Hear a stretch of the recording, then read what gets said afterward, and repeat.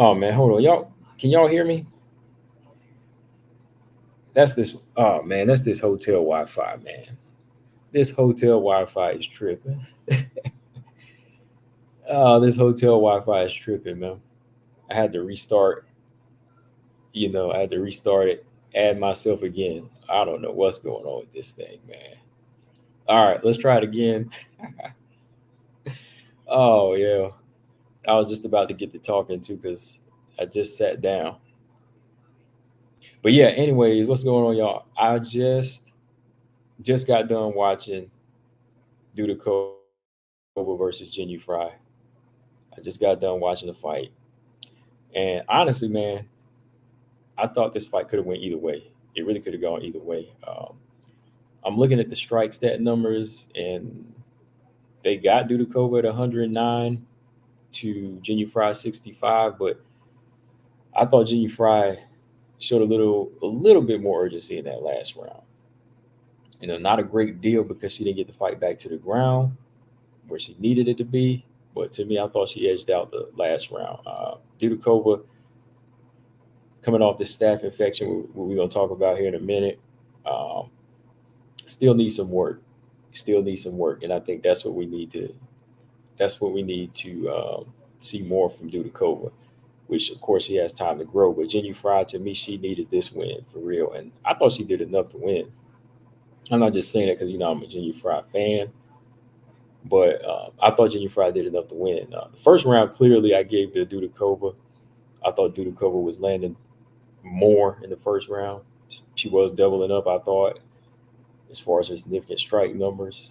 She was touching Jenny Fry's chin. Jenny Fry was landing some good right hooks, to the body, but she was eating some shots too, and getting getting caught with some knees in the clinch, I believe, in that first round.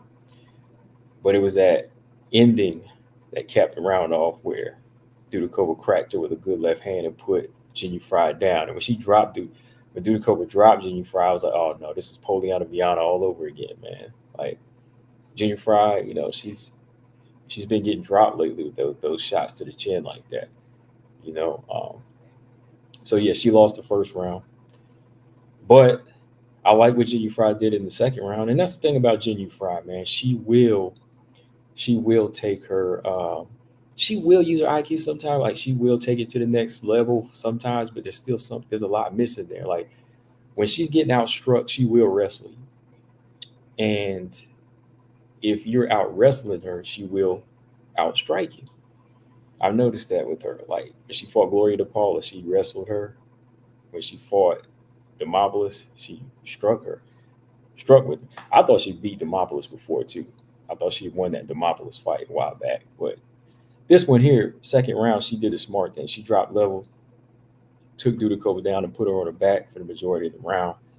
Showed better wrestling, better technique on the ground, strength, just a ground control, a little bit of ground and pound this round, the second round. So I had it dead even going into the I had it dead even going into the third round. But third round, man, that's where G Fry, she really needed to secure this thing. She had to get the fight down, man. Like that was the only way she was going to be guaranteed to win at this point because yeah, Dudakova was staying up with a few shots, but I thought Jenny Fry landed the better punches to me. I thought like her left hands and the shots she was landing were more effective, and then she was able to get that clinch and kind of press the fight. She looked like she was pressing the fight more in the third round. That's what I saw. But either way, man, a short, another another short end for Jenny Fry. Um, what happens from here for Jenny Fry? Let's see, man. That's how many fights has she lost in the UFC, and how many in a row? Ooh, Jenny Fry's in the Jennifer Maya number. She's 11-10 now. At 11-10, oh man, she's dropped four in a row. She's dropped four in a row now, man. Shoot, dang. Oh wow. I knew it was something like that, but dude, wow. Woo. Okay, so Jenny Fry is four in a row. She is two. dare I say it, she's 2-6 in the UFC. 8 fights in 3 years, and only 2 wins to show for it. She got a win over Ashley Yoder, and that's not like a huge prize. Got a win over Gloria DePaula, who's no longer in the UFC. Lost to Kay Hansen, a fight that I thought she could have won, if she had stuck to a good game plan. Lost to Labuni. Every loss she's had is pretty much legit, except this one I thought she could have won in the Demopoulos fight. But she's lost to Elise Reed, Viana, everybody else pretty convincingly. Oh man. I think she's gonna be gone, man. I think Jenny Frey's gonna be gone now. But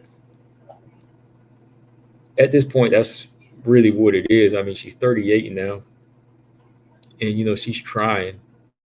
She's tried to get to a certain level, but at 38 and you're unranked at 2-6, I don't know if she can like reinvent herself the way Carolina did. Like, how old is Carolina? Carolina is 38. Carolina is 38, but she caught herself back in 2022. She killed her losing streak back in 2022, June of 2022. Like when she was about what? Hold on.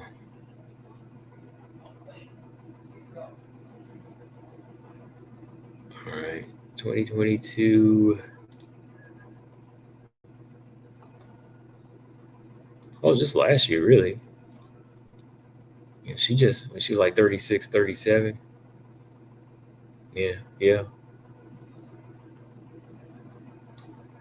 So, really, if she wants to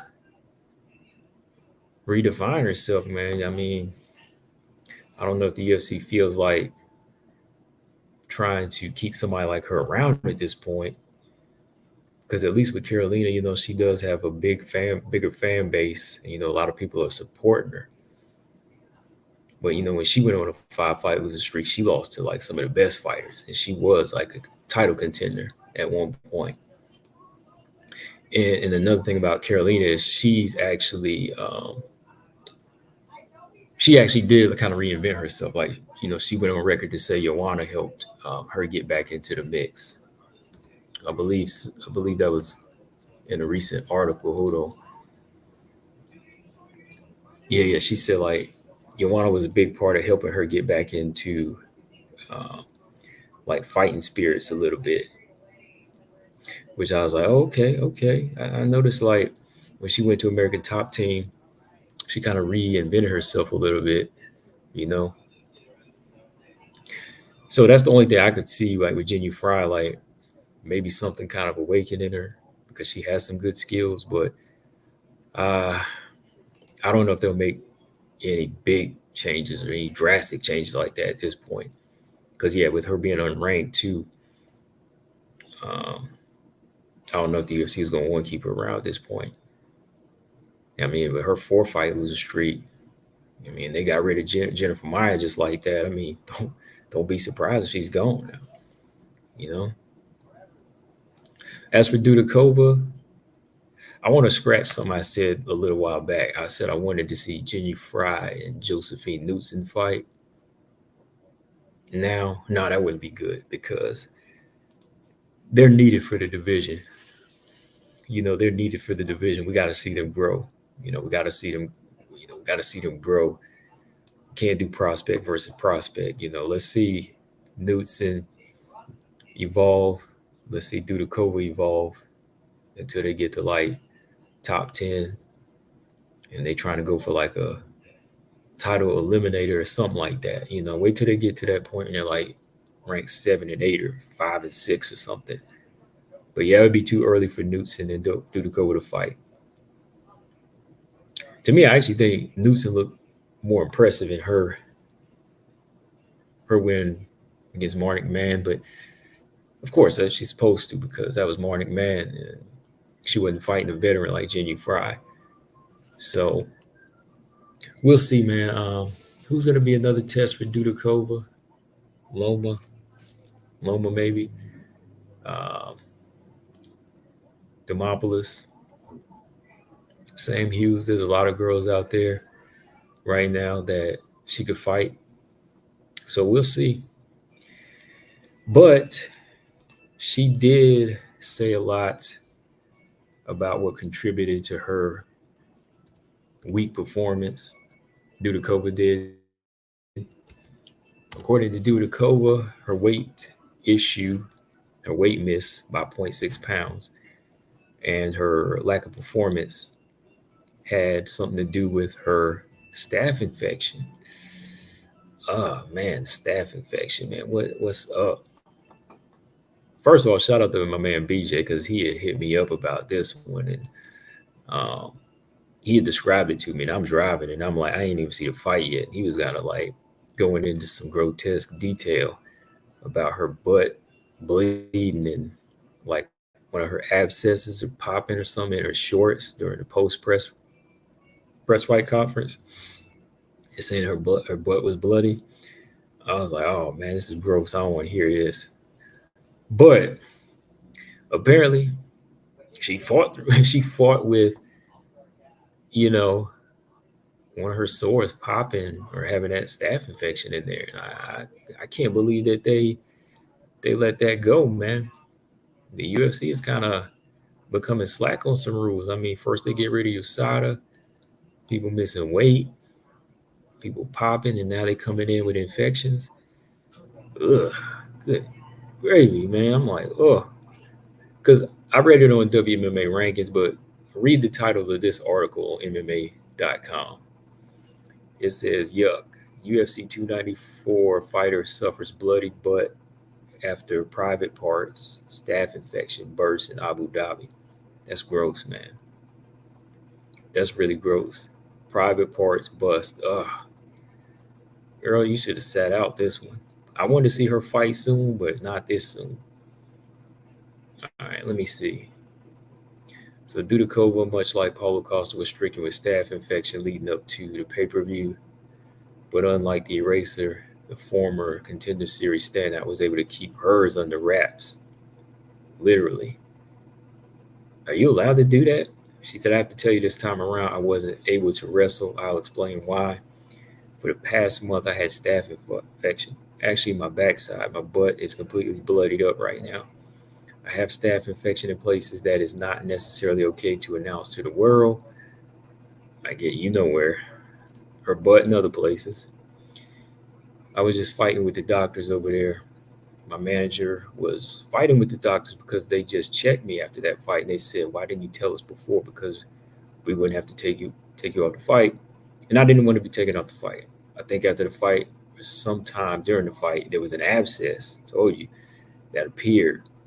And I think now it popped because everything is completely bloodied up. Dang, she gross. It's nasty, man. I mean, it's not nasty as far as it is the infection because that happens, but I'm talking about performing, knowing you nasty like that, coming in contact with another fighter. That's nasty, girl. Come on now.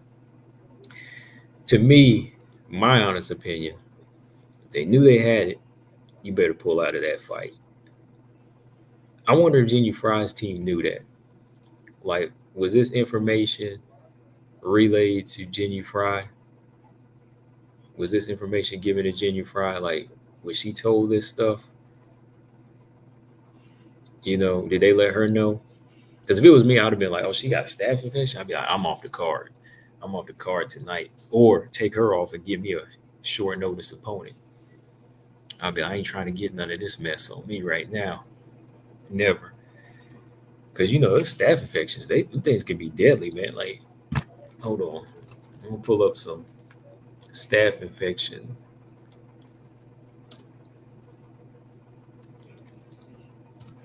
And pull up some staph infection stuff right here. Let me see. I know somebody had lost like a limb off of it. So that junk can staph infections that get in your bloodstream, it can kill people.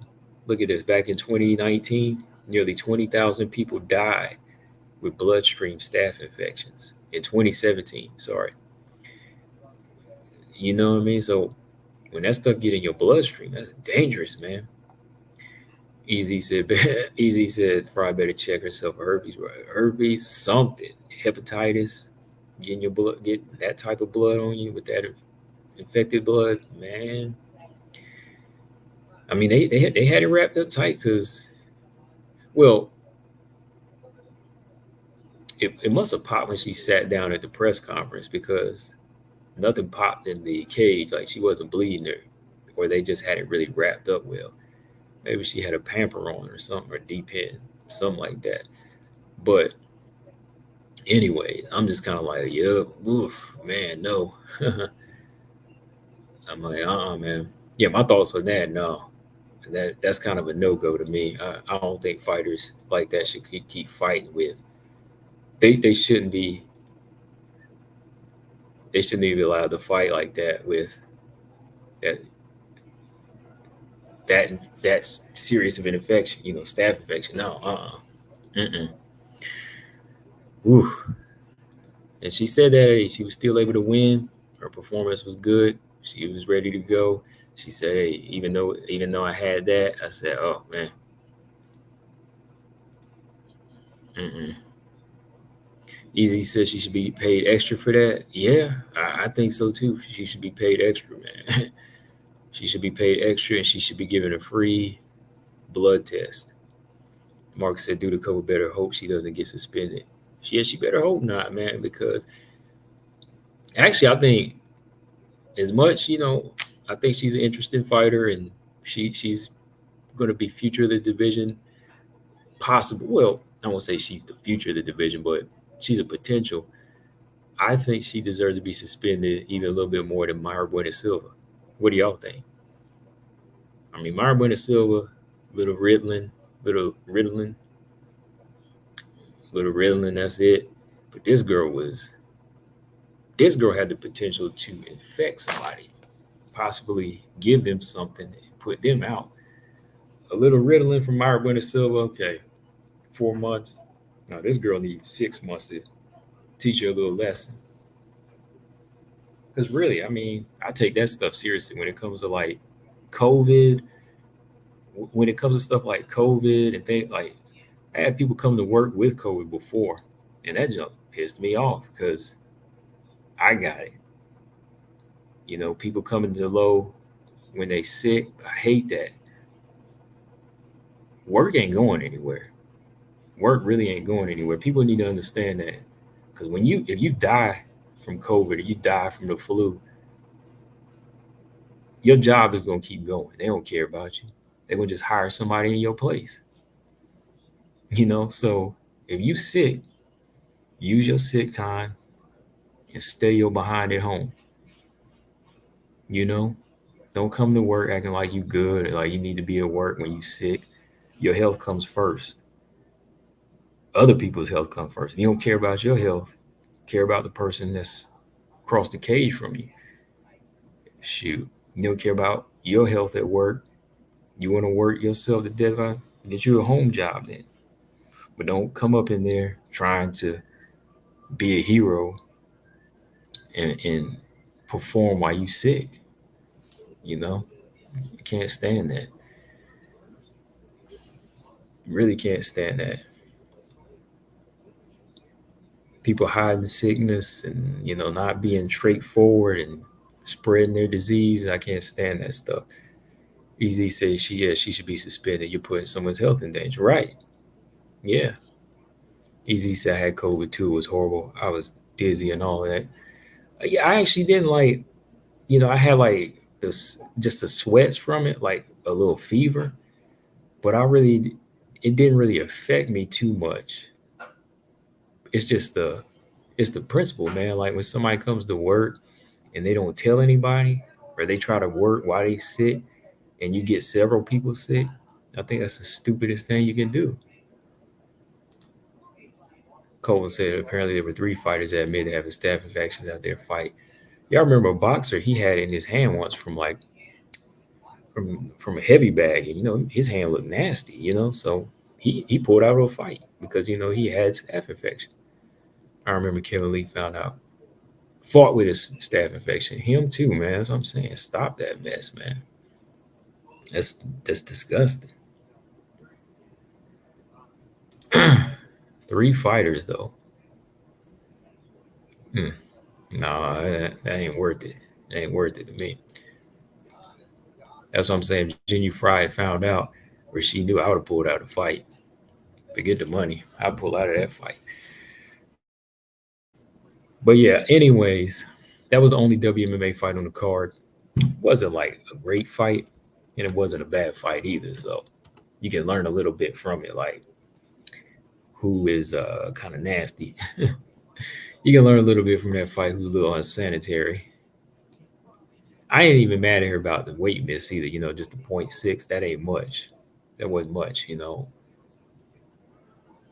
But it's more of, you bleeding into the bleeding in the possibly your abscess popping in the cage like that, and you continue to fight.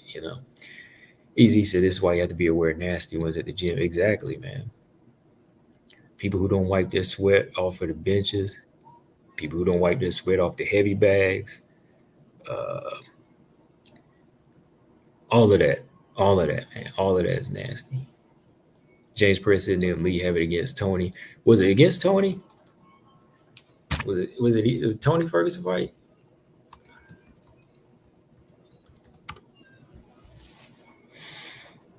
Hold on. Yeah, yeah.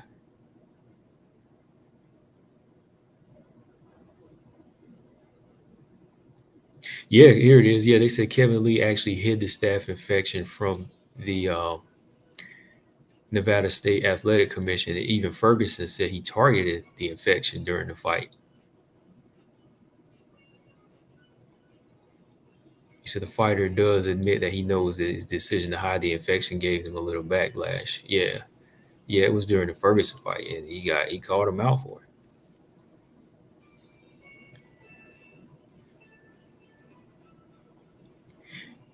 Well, yeah, yeah, yeah. According to her, the weight having to kind of factor into her staph infection. My thing is, if she had just like missed weight just by accident by point six, that's nothing really serious. If it was another issue, but with it being the staph infection, I don't think she shouldn't have been in the fight at all. To me, she young, she can heal up, take the time to heal. But that's what the article said right here, man. It said bloody butt and other private parts that she can't name. No. Mm, mm, mm, mm. All right. So Gabby said Dudakova's next fight. Her next fight. What should her next fight be? There's Vanessa Demopoulos. Who's that? Who else is there? Bruna Brazil. Oh, Bruna Brazil. That'd be an interesting fight. Bruna Brazil. And then who else? Is Shauna Bannon. Shauna Bannon just lost her debut, right? Bruna Brazil, Shauna Bannon, Vanessa Demopoulos, Sam Hughes.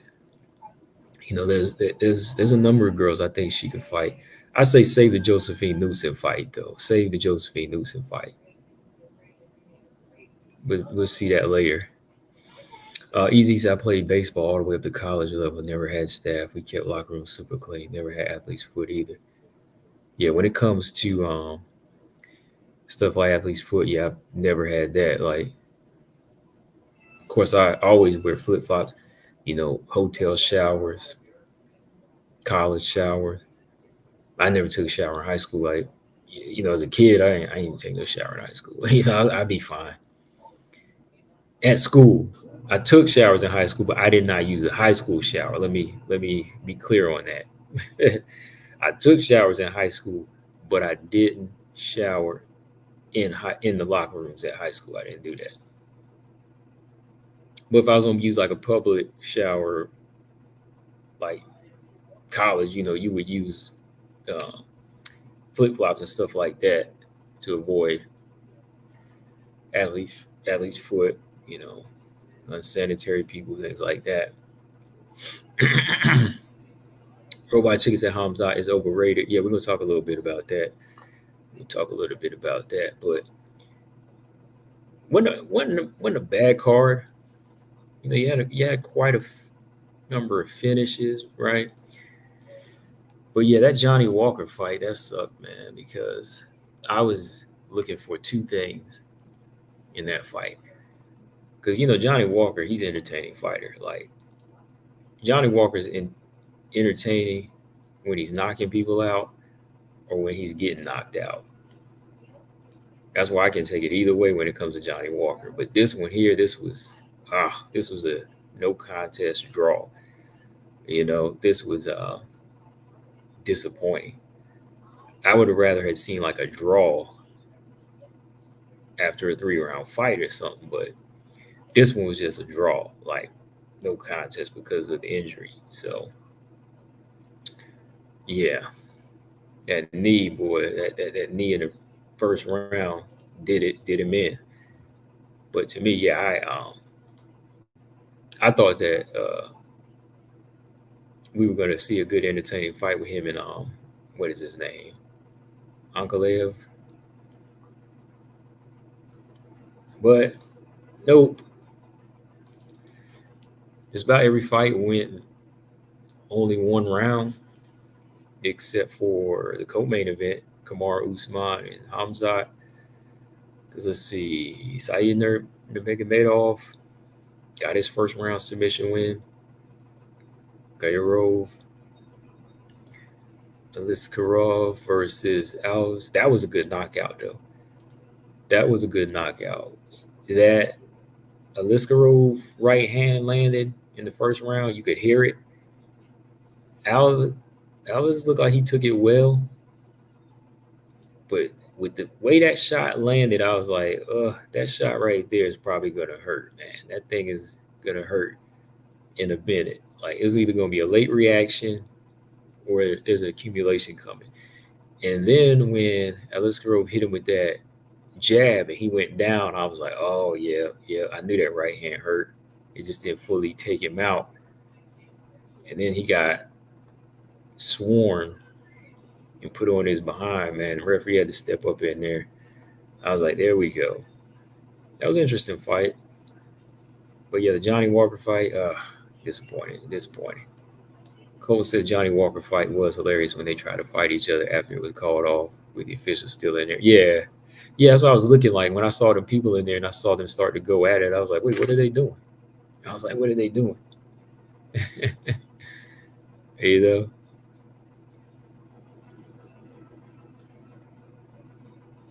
was crazy. They said he was mad, man. He was mad. But looking at the co-main event, Usman, man, shout out to Usman. Usman, to me, looking at that third round, I could have gave him this fight, man. Like, who did y'all think won the fight when y'all saw it? I didn't put a poll up, but who did y'all give the fight to? Usman or Chimaev? Who did y'all think won the fight, honestly? I knew by judges' standards, Chimaev edged it out. Like, I knew Hamzat edged it out by the judges' standards whenever he got that last takedown and got a little bit of control time. But I thought Usman's striking was giving him problems, even in that third round. I thought he was landing some nice, clean shots. Six said he would have gave it to Usman. Yeah, I think I could have given that to Usman. Gabby Silvolk said he wants a backstory. He said he wants to be back by January against Superior. Yeah, that's who I pretty much would have. That's who I would have gave it to. that's who I would. Six Usman. But yeah, Superior. I got to put a video. I just did a video, and that's who I think. That's what I think too. He should take on next. Easy's, I thought it would be a draw, to be honest, or a split. Yeah, when I heard that one draw, I was like, oh, somebody did see it as a draw. It was close, easy. It was close. But in terms of like judges saying, I knew who they were going to give it to. But me personally, man, like I thought some of the things Usman did in there are telling tales of what could happen when he fights a bigger, stronger, full camp ready Usman or Strickland. I'm just saying. I'm just saying. And this, we're talking about a guy who took this fight on short notice at Usman. Had Hamzat breathing kind of hard at the end of the fight. I mean, we all clearly know Hamzat won the first round. 10-9, 10-8. Did y'all have it 10-8? Was it a 10-8 round for y'all or 10-9? You know, they like to give out so many 10-8s now. Well, it was more 10-8 than the Grasso Shevchenko fight. I'll tell you that right now. James, I think Volk has some mental issues, like he has to stay fighting or he has demons to battle on his long breaks. I don't think he has mental issues. I think he's just a warrior, man. Like he's a gym rat. He's a warrior. He's a perfectionist, man. Like any of these fighters, I wouldn't say like it's like some type of serious mental issue, but it's just like the way they've been programmed and the way they've trained their minds to think. Same with Terrence Crawford. You know, Terrence Crawford, he was a Bomac has to tell him when to stop in the gym. You know, sometimes he'll overtrain.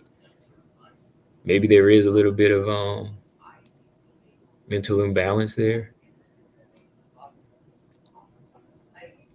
but it's just that they strive for perfection. When you strive for perfection, you have to stay on your game, or you have that mindset to want to stay on it. Ryan said it could have been a 10-8, but Hamzat didn't do a lot of damage. Yeah, I didn't really see it as a 10-8. Me personally, they're getting too lenient. Yeah, they are getting lenient with 10-8s. 6 at 10-9. Could be a 10-8. Paul, what's going on? He said, from what I remember, round one, Chamiev, round two, Usman, round three was tough. Usman may have the better striking, but Chamiev had to take down the ground control. Right. Yeah, so by judges' standards, yeah, I could see them swinging it his way. Ernest said, did you see that thing with Crawford? Did you see that thing with Crawford? Crawford, coach who almost had to do jail in the UK for bringing the gun away. Yeah, I saw that. Yeah, he's out now though. He's good now. But yeah, that was kind of crazy if he was holding that for somebody, man. Because they take that junk serious over there. They do like lifelong fines over there too. Something like that, where you have to pay a fine for life. I mean, I guess they set you up on a payment plan. Lolita said one knockdown, 10-8. One knockdown, 10-8. It depends, like, what happens after the knockdown. I guess, like, to me, like, if you survive the knockdown but you get beat up the rest of the round, 10-8. But if you come back and fight really well the rest of the fight or the round, I don't think it's a 10-8. Because, you know, 10-8 for knockdowns is kind of different in boxing and MMA from what I'm being told and what I'm being read all the time. It seems like people want to score 10-8 when you get a one knockdown. But you see, even Valentina got knocked down by Grasso. That wasn't a 10-8 round. Because she came back and fought. James said I would still give it a 10-8, but a 10-9, but a 10-8 wouldn't be crazy at all. He landed some good short punches here and there while controlling the whole round. Yeah. Usman did give his Usman did have some good moments in there. Like he was never in trouble. Like even when he dropped the way he did to avoid that choke, you know, that was smart thinking. So yeah, just those little veteran tricks in there from Usman, you know, that's what kept him game and kept him from getting destroyed. Like I didn't really see Usman getting like destroyed in this fight, like some people would think. Like I guess that's where Robot Chicken, like Robot has his opinion. Like that's where he feels like being overrated comes into play because if you are what they say you are, you're gonna go in there and destroy. If you are next level, but he had trouble with Usman, man, and some of the things I'm seeing in there, big, strong. If Usman was full camp and ready to go, I would pick Usman for sure to win. Usman would win for sure because he struggled in this fight. At the end of the round, he was kind of gassing. Yeah, Six said he has a good IQ. He did. He didn't fight scared. Like people must thought he was gonna go in there and fight scared and get thrown around, but like Usman handled the pocket well. Like Usman took one of Hamzat's best punches too. Like y'all saw that one right hand he landed on Usman's jaw. He took it well. I don't know if it was the weight that was helping Usman, but he took that shot, man. I think Gilbert Burns rocked his noggin a little bit better. Like he Gilbert Burns hit Usman in that big noggin a couple of times and hurt him. I remember, but shoot, Hamzat hit him with the right. He couldn't even hurt him. Couldn't even hurt him, man. And you know, after that first takedown, shot again in the next round, couldn't get him down. You know, good takedown defense. And maybe Usman didn't really want to gas himself out. That's why he wasn't really trying, you know, to push, push. But he fought well for somebody on short notice. He made sure he stayed safe in his game, you know. So yeah. Gabby says it's the fact that it was a bad KO loss. Him wanting to be back soon is concerning, right? He can still win. James said Usman is still good. He just needs to be reinforced that belief in himself. Oh yeah, for sure. Like the good in him is always going to be there, I think. Well, what he's done in the past is always going to be there, but the competitive nature and being able to strategize, yeah. But remember, this is a short notice too, so some of that probably was sitting on the shelf when he came in the fight. You know what I mean? Like now, if this was like a full camp fight, he would have been ready to go. I think Usman would have had more to shoot for. Brian said Usman was gassing too. Not as obvious as Hamzat. Because remember, Hamzat's the guy who's on full camp and he was breathing hard. Even at the press, he was still breathing hard. To me, Usman wasn't really gassed. I don't think Usman was like gassed like Hamzat was. I mean, Usman was still holding his own with the striking, defending takedowns till the end. You would expect Usman to like have gassed out or like really pushing, but nah, man, he about won the fight.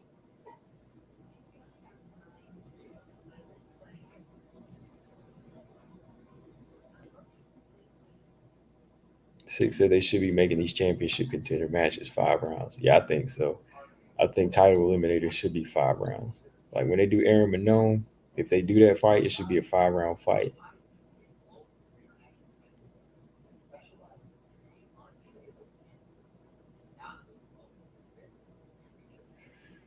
Oh man, yeah, but the main event, man. Phew,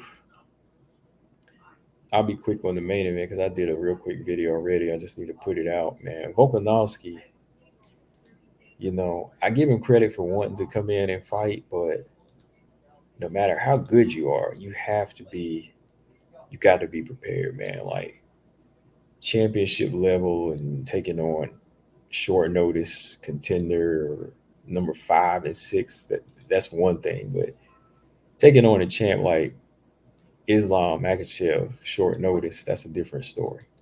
Now I believe Volkanovski won the first fight, but still, like it wasn't like he dominated the first fight. He was still in a competitive fight against a bigger fighter that he had to move up and take on.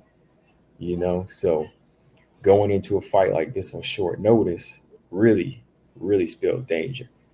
Now Volk decided to play keep away a little bit in this fight and just move around punches and move from side to side, you know, get away from and just play it safe and give the people an entertaining fight here and there.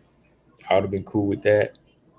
But taking out Makachev last minute, you know it's gonna be deadly, man. And I saw, like I said, I didn't see this coming as far as a knockout, but it's, before the fight, I didn't see any of that happening, really. But when I saw that first head kick kind of graze him in the first round as the fight went on, then I was like, oh yeah, I think Makachev is setting up something pretty here, and he set that junk up, man, like he was Leon Edwards taking on Usman. Kept on with the low kicks. Had had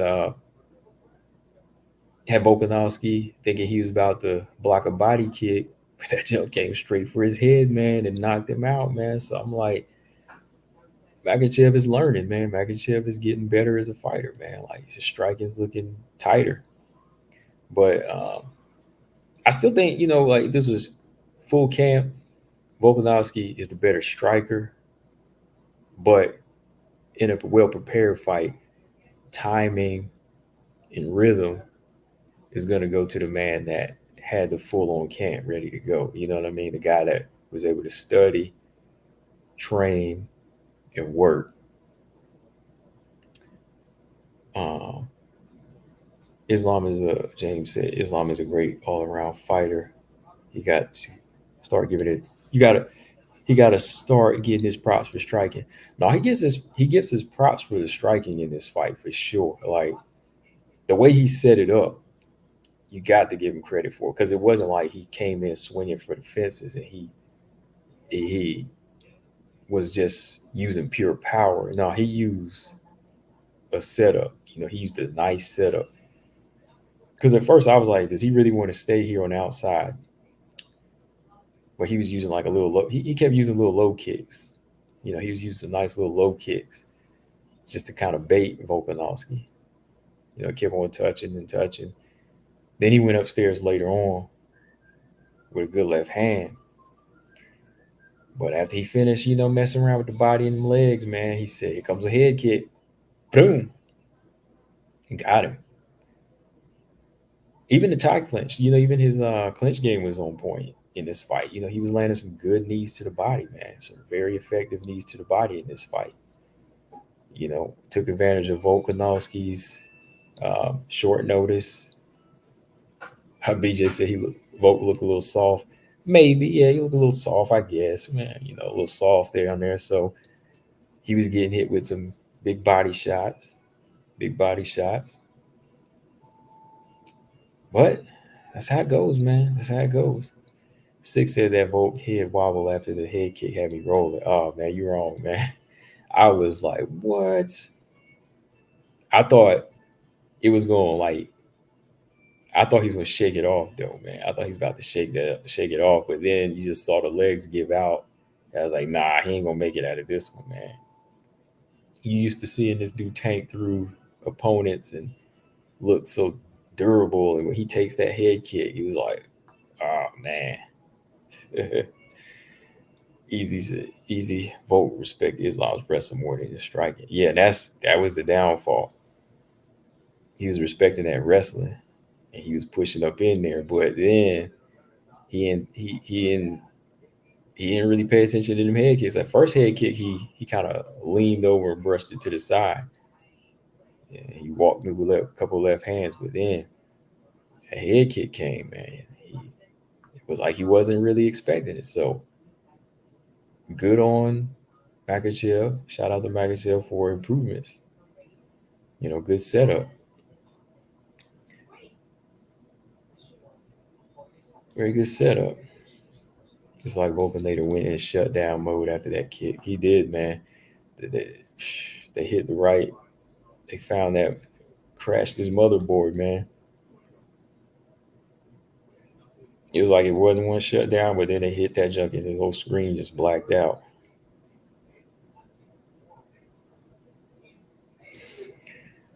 Oh man.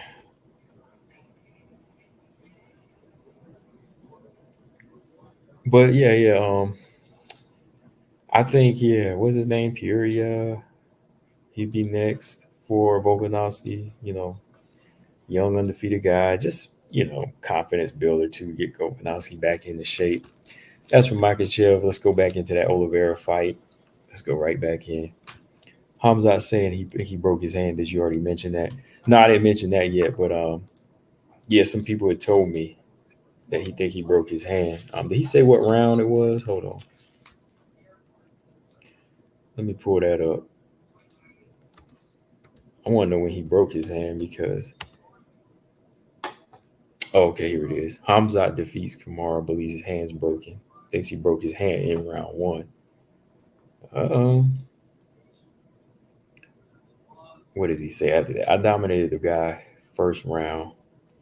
In the first round, last minute, I think I broke my hand. It was hard to wrestle and keep it down, but I couldn't use my right hand. So we'll see what's happening. Maybe it's broken, maybe not. But you feel pain? I don't know. I don't care. I won. My hand was up. He didn't say how he broke it though. Is there another article where he said how he broke it? Because I'm trying to see where he broke it.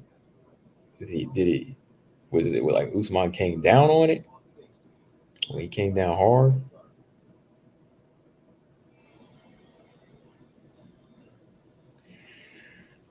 James said Volk can whoop Tupuria. Yeah, I'm sure he can. I'm sure he can. Going back up to lightweight though, it's gonna be a challenge, man. I hope that fight didn't take much out of him, man. Even though it was short notice, I hope it doesn't take anything out of him, like mentally or psychologically. But, most fights do. They do sometimes, and it's all in how they bounce back.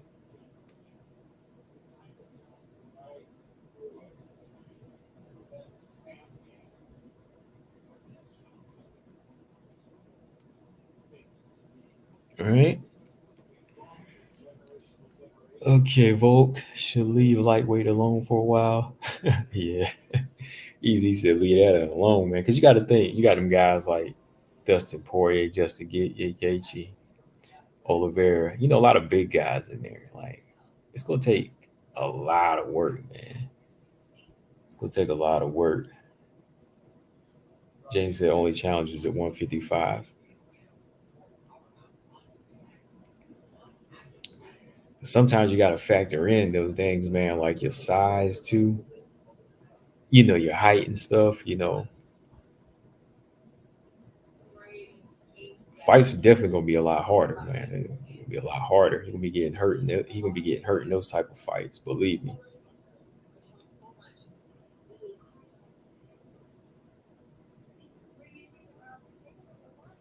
I say legacy took a slight hit, not a big one. Brian said I think Volk's legacy is untarnished, but that's just my opinion. His overall legacy, I think his ego might be a little hurt, but I don't think his legacy is really tarnished off of that. That's more of like a bad choice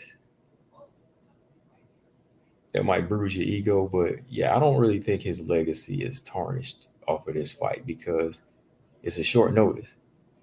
I don't care who you are. You taking on a hungry, growing Makachev, who I believe lost to Volkanovski in the first fight. I mean, that's brave, but it's also stupid. You know what I mean? It's also stupid. So it's more of like an ego thing, but I don't think it does damage because it's not making me question his heart or question his IQ or anything. It doesn't make me say, "Oh, he's gonna lose to this guy, this guy, and this guy now," because we all know what Volkanovski can do when he's game. To me, he already holds a win over Makachev. You know, it's the first time he's been stopped in 10 years. 10 years, man. He ain't been stopped in a decade. So to me, it don't really damage his legacy, not at all. It don't even tarnish it. Like I can't say Volkanovski's good, but this happened. Nah, I can overlook this one.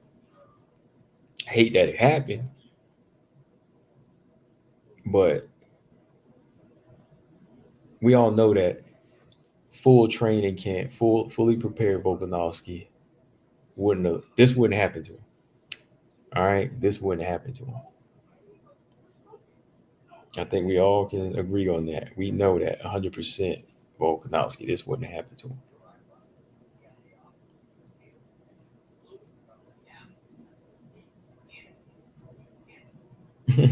Six said Mr. Shoey boy. Talking about Tai Tuivasa. Shoot, Ty, he didn't even get a chance to touch a belt though, man. Man, where Cyril Gahn was gutting him like a bass. Phew. Tuivasa, boy, he was getting gutted in that fight. Oops. Oh man.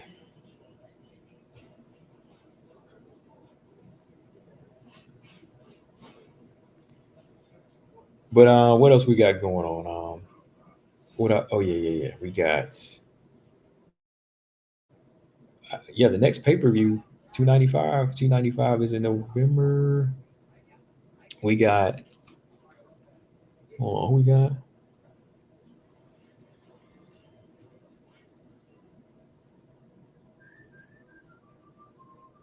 Yes, Sink said Volk is a G. Yeah, he's a G for sure. You know, again, wasn't the best choice, but he said the show must go on, and I'm right here. Call me up. You know, sign me up. Dang, that sucks. So, any of y'all think that Volkanovski will get back into position to fight Makachev again? Does anybody think that'll happen? Will Volkanovski be able to fight Islam Makachev somewhere down the road again? Kamen said Islam is a great striker. I think he's more of a natural striker than grappler. As Volk again was able to reverse Islam in the fight with great head kick. Oh yeah, I saw that too, man. I saw that too. Yeah, he had some nice control too. Came in like, yeah, you saw how Islam had to separate after a minute because Volkanovski reversed him on the cage, trying to get that one underhook. You know, he's trying to go for the right underhook. He's using that head too, and he was using that forearm to control uh, Makachev. So Makachev said, "Let me get back to striking." That's crazy. He kind of made Makachev go back to striking from a distance. So yeah. I agree with that. Like, I well, I don't know if he's in more. No, I won't say he's like a much more of a natural striker. I think he's an improving striker, but I think Volkanovski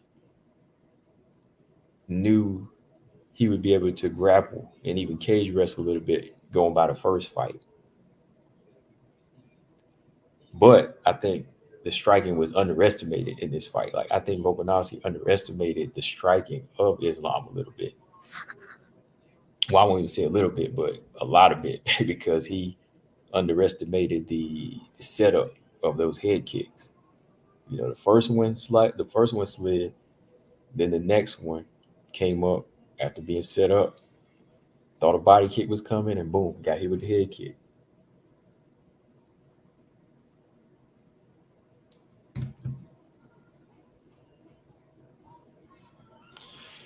Sink said no. He said he ain't getting that chance again. Six said Islam wouldn't tolerate another Volk fight.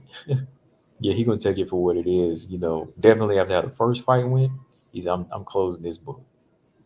Easy said Volk would never get close to Islam again. That was his last chance. Dang, y'all some doubtful people, man. James Islam can be double champ. What, lightweight and featherweight? Moving down, you think, or moving up? Welterweight?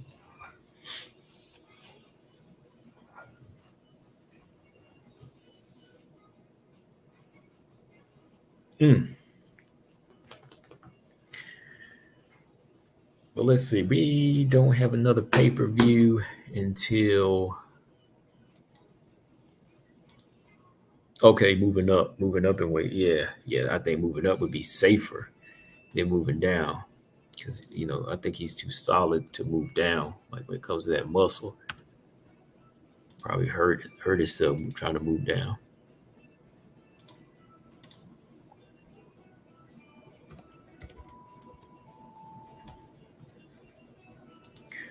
All right, the next card is November 4th, so that's in 2 weeks. That's the Lewis Almeida card. Ugh. Any WMMA fights on there? Angela Hill and Denise Gomes in 2 weeks. Somebody getting knocked out.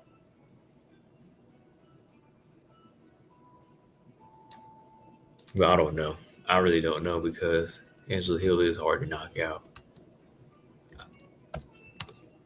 I think the possibility is there for her to get knocked out, but I don't think that it's gonna be like, oh, so she steps in, she gets knocked out like Yasmin Harigi or something like that. But you never know. Angela Hill's getting worn down. Easy to bring a stretcher for Hill. Ooh, he thinks she get knocked out. Hold on, let's see.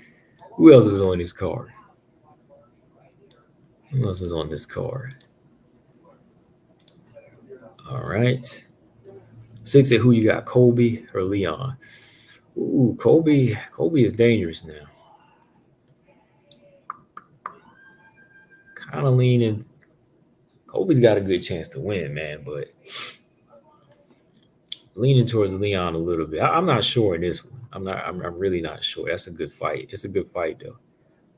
Timmons, I do wonder how Hamzat would do against the big boys of the middleweight division. Like he can control the DDP or Cannonier, but especially yeah, I was gonna say especially DDP, man. Like DDP, explosive, and he's technical. He got a little bit of punching power too. So when he get on the inside, it'll be dangerous. Yeah, fights like Cannonier and DDP are gonna be a problem. I believe DDP is gonna be a little bit more of a problem. Right now, I see what Strickland does. I see Strickland beating Hamzat though, for sure.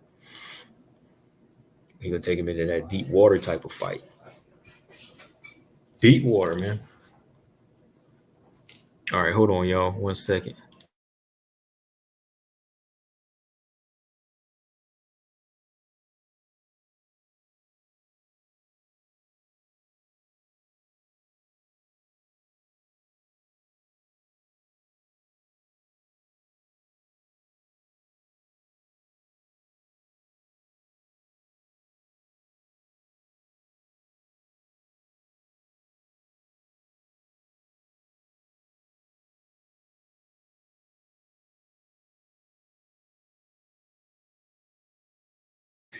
All right, I'm back. Let me pull up the comments. Hold on.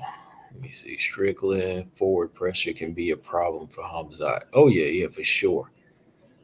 Forward pressure and volume alone, like the way he mixes his punches up, and if Hamzat throws a lot of them loopy punches, yeah, Strickland ain't gonna have too hard a time to find him. He won't have a hard time to find him. Okay. Montserrat Ruiz and Eduardo Mora, Angela Hill and Denise Gomes. That's on the November 4th card. And then,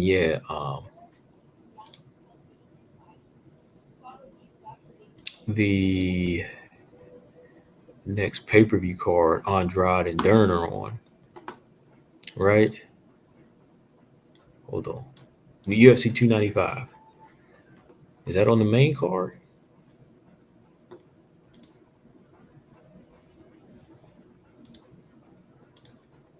Yeah, this is the next big task for. Yeah, this is on the main card too. Yeah, Andrade and Dern. Just wanted to bring that up as a reminder to y'all. That's November 11th. We got Andrade and Dern. They're on the pay-per-view card. They're on the pay-per-view portion of this card, of the Stipe John Jones fight card. So this is going to be a good look for Dern if she go in there and thrash her out. Zalman said, "Who's Mora?" The girl that fought on the Contender Series. She got the first round finish. She got the first round finish over another Silva she fought, I believe. Mara, Maur. She looked explosive. She called out somebody too, man. I can't remember who she called out. I mean, she came in talking junk already too, man. She called somebody out. Eduardo Mara. She 9-0.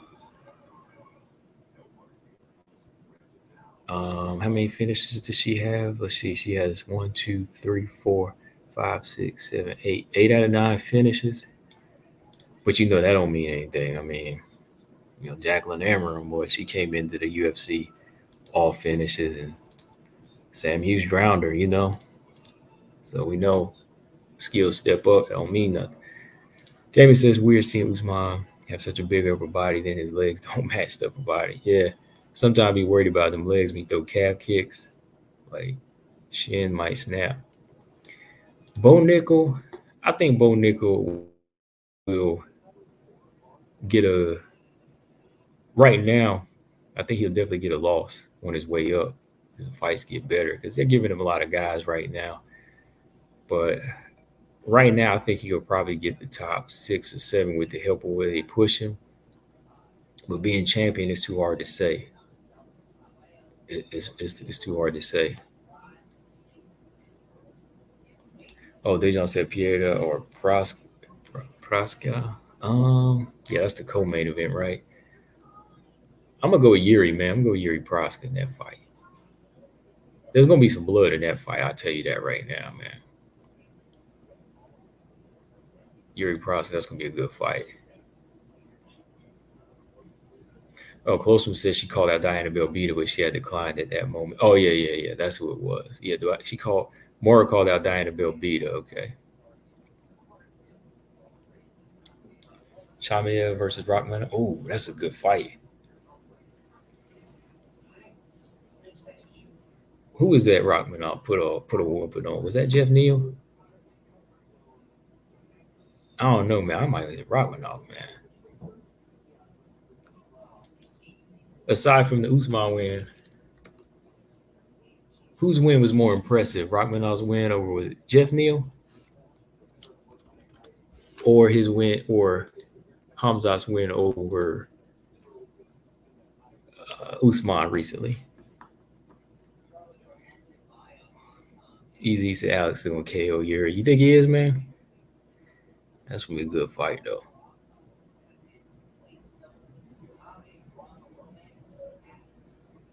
If an out of prime beats Jones in his last fight, I would.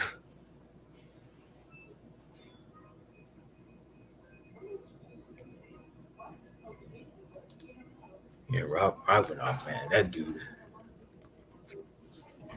Romanov, he beat up on Let me pull up the resume. I know I say Jeff Neal. I think Shavkat, man. I think that dude. He's relentless too. Yeah, it was Jeff Neal. Yeah, he stopped Jeff Neal in his last fight.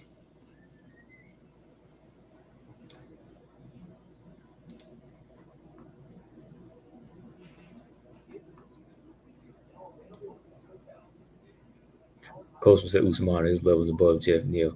Yeah, he is levels above, but short notice too, and moving up too. That's kind of what I'm looking at, how it kind of balances it out.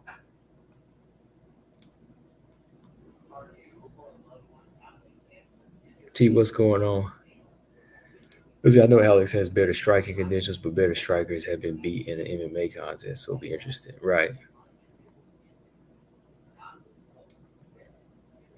Romanov, to me, he looked dangerous the majority of the fight. Like, that dude is consistent in his fights. Runarini, what's up? Easy said Usman is older with more wear and tear, though. Right.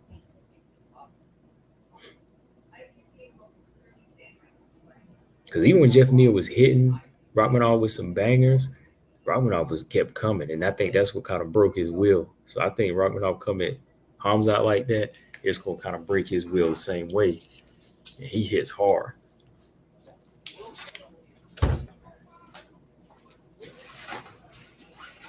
If we can't decide, it's just one of them fights that need to happen. That's all that can be said.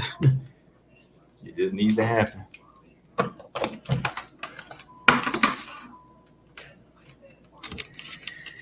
Let's see, 295. Yeah, Andrade and Dern is going down. It might be Andrade's farewell fight, y'all.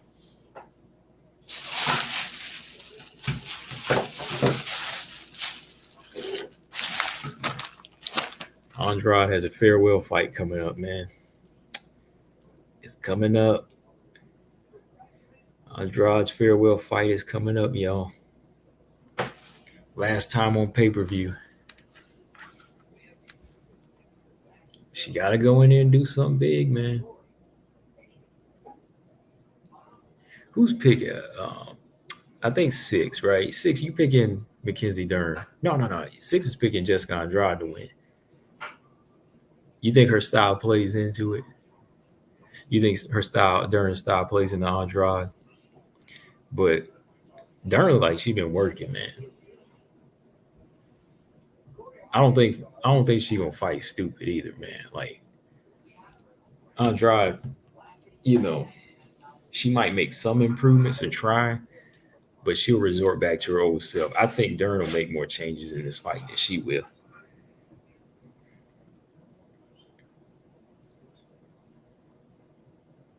Colstrom said maybe it's something she dealing with mentally. It's got to be, man, because she just can't get it, man. She cannot win right now. She just cannot win. It's crazy. If Dern doesn't beat this Andrade, it's a bad look. Yeah, definitely.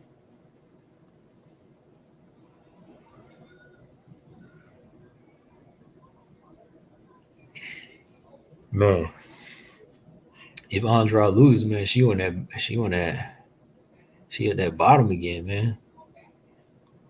Running Ring said, "Why is she fighting so fast?" I don't know. It's got to be money or something. It's crazy because it's like the UFC is letting her do it too. They're like, dude, and you just fight, and then you just lose 3 or 4 in a row. They don't care. Yeah, 6 at Andrade beats Dern. Oh, okay. I got to see how she does it, man. Like, I'm not convinced. You got to tell me what she does, man.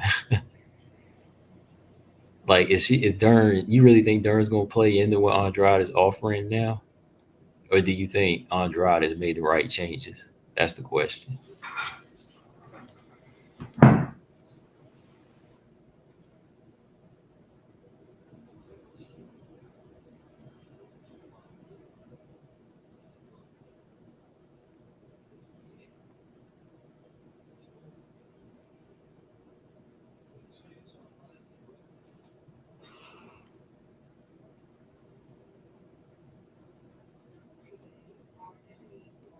Right, we got to talk about the bantamweight division this week too, man. I want to talk a little bit about what's going on there. Not tonight, but later on this week, I get a chance. I know some folks asked me about the bantamweight division where I think it's going, but I got to talk about that. Running Ring said Dern beating Andrade Suarez, I think, when they fight. No, Dern. I don't think Dern's beating Suarez. James Perez said comparing Volk to Andrade is embarrassing. Who did that? Who did that?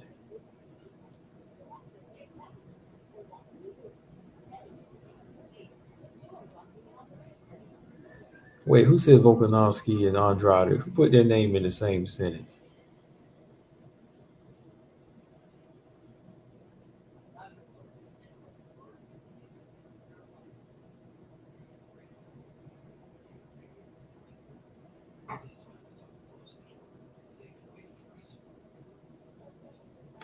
Andrade's pressure will be Dern's kryptonite. I don't know. Oh man, what do you think they're fighting for bantamweight belt? Pena versus Rocky or what? Yeah, I think it might be that. Andrade might get guillotined again. Yeah, she might get rocked too. I think she might get rocked.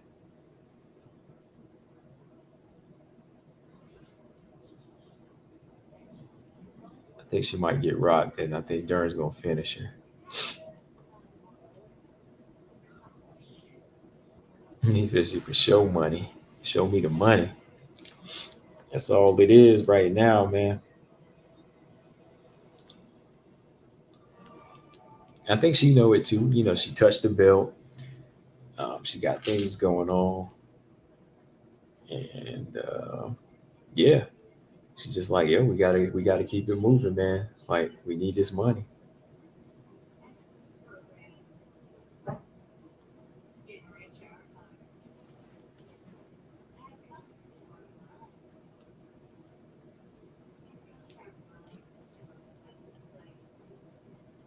Easy. So I hope she don't go back to OnlyFans. Speaking of OnlyFans, I know Dudakova said she would never do OnlyFans.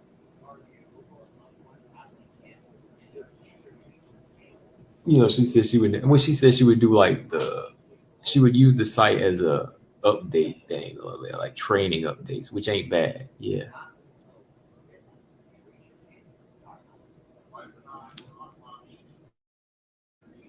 and that's cool. I mean, that's what OnlyFans is for anyway. It's for the fans. Like, it doesn't necessarily have anything to do with like, you know, anything like nudity all the time and stuff like that.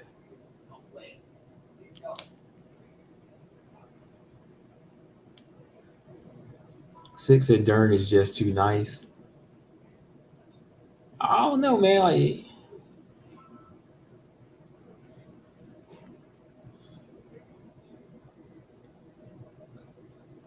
Dern, I don't think she's too nice, man. She's like she's a finisher.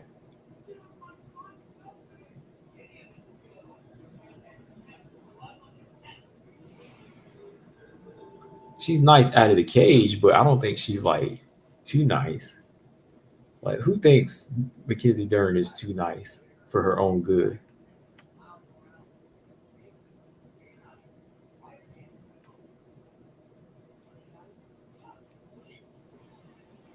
She kind of like Manny Pacquiao then, because Manny he's nice, but when he get in the cage, he a killer.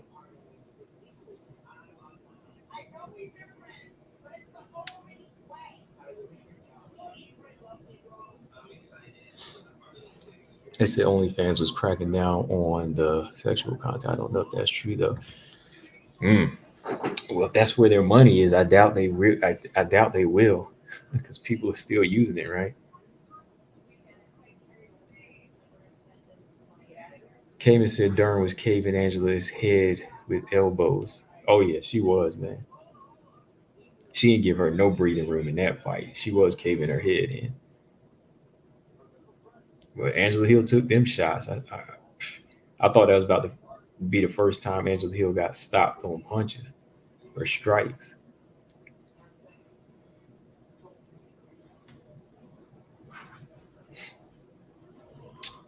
There's a couple fights coming up tomorrow night. Actually, on Sunday, I got to check out some, you know, regional fights, regional professional fights. Got to cover some of those. But other than that, ain't much going on.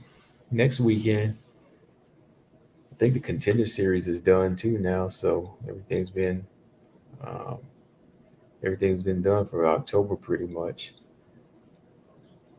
Easy, so I think Dern has a nice personality. Yeah,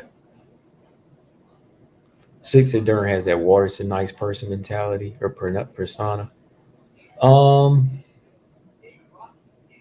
Outside of the cage, yeah, but I think Dern really turns into a killer when she's in the cage, though. Dern,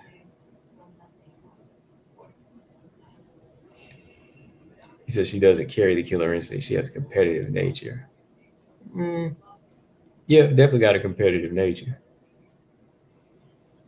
But she's a finisher, though. Like, if she gets the opportunity, she will finish, but she just didn't have enough of the tools to finish some of these girls.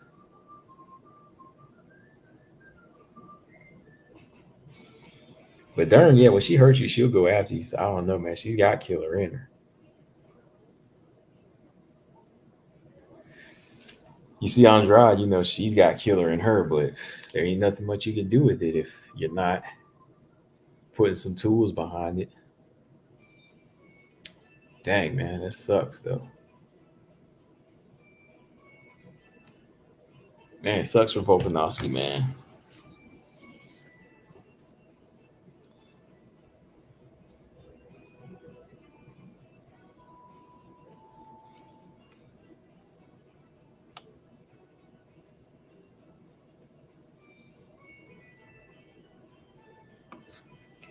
Came said this year's been picked. This year's been horrible for my picks for main events. Really? Damn.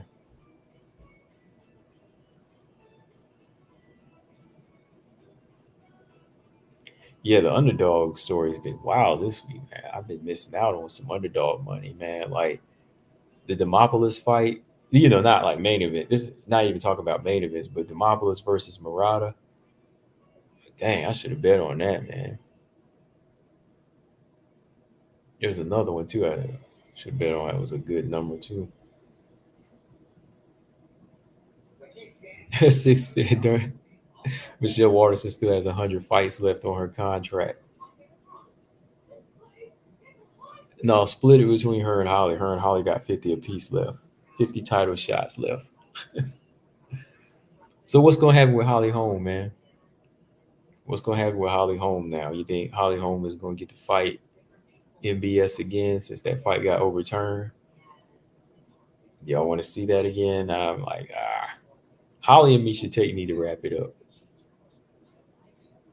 I want a farewell fight between Holly and Misha Tate. A farewell rematch. Farewell fight / rematch.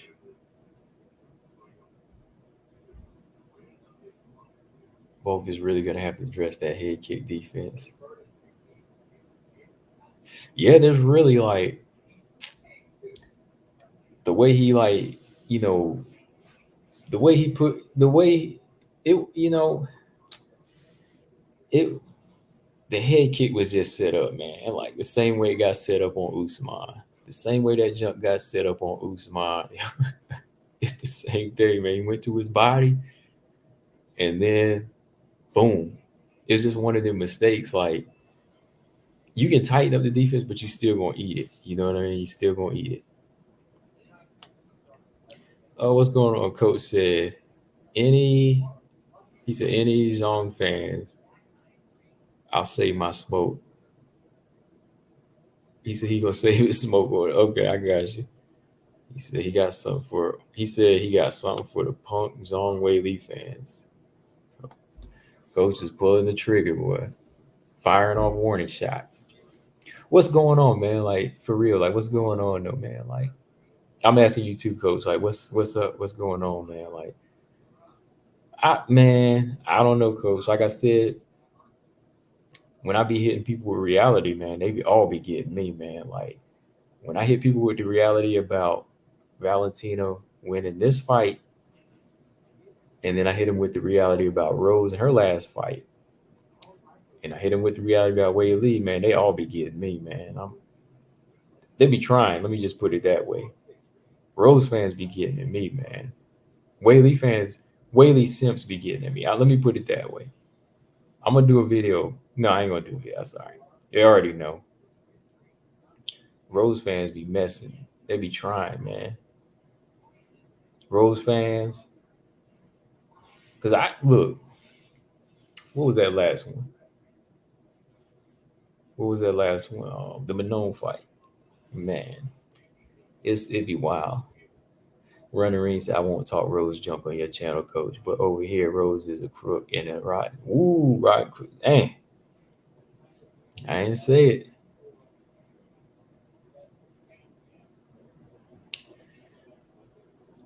All right.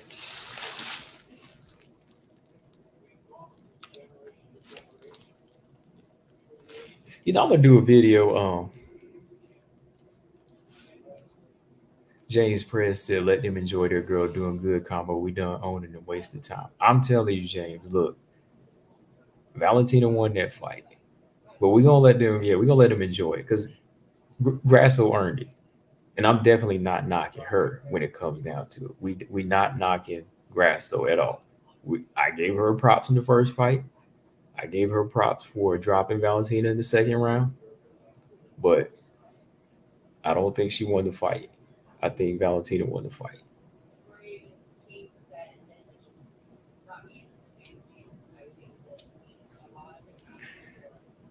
Yeah, what y'all got? Let's see. Coach said, come out the call. We won't judge. Ooh. Go on. Yeah, go ahead. What y'all got to say? I'm just chilling tonight. Man, it's crazy, man.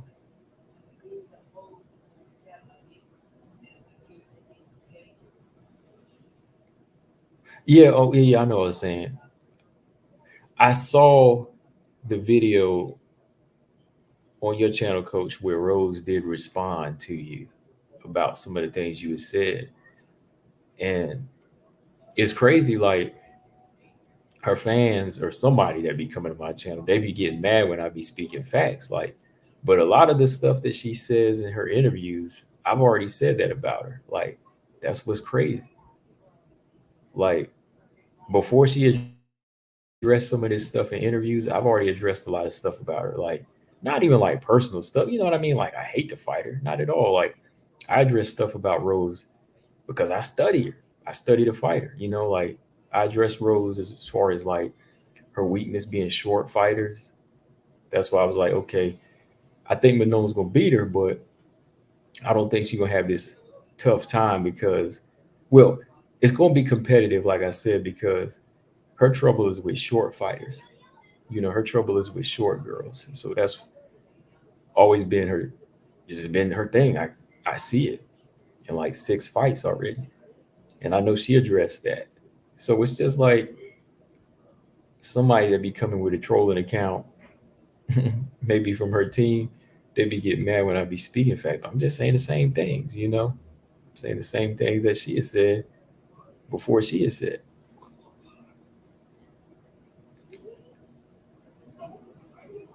I know she had what else did she say? Manon didn't shake her hand. I thought Manon did shake her hand after the fight.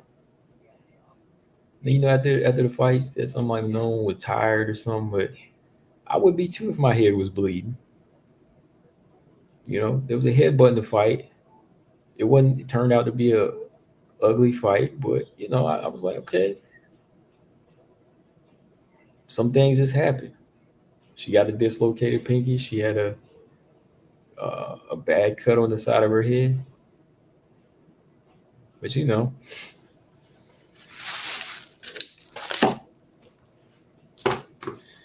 oh man, what else though? I don't know, Coach. I gotta disagree though. You said is Aaron deserved a title shot over Manon. I don't know about that. I think it's even. Or I would even say Manon first because when I look at that resume, man, I see fighters on Manon's resume that I don't know if Aaron can beat. They're both 6-0. They both 6-0 too. So really, either one of them could get it.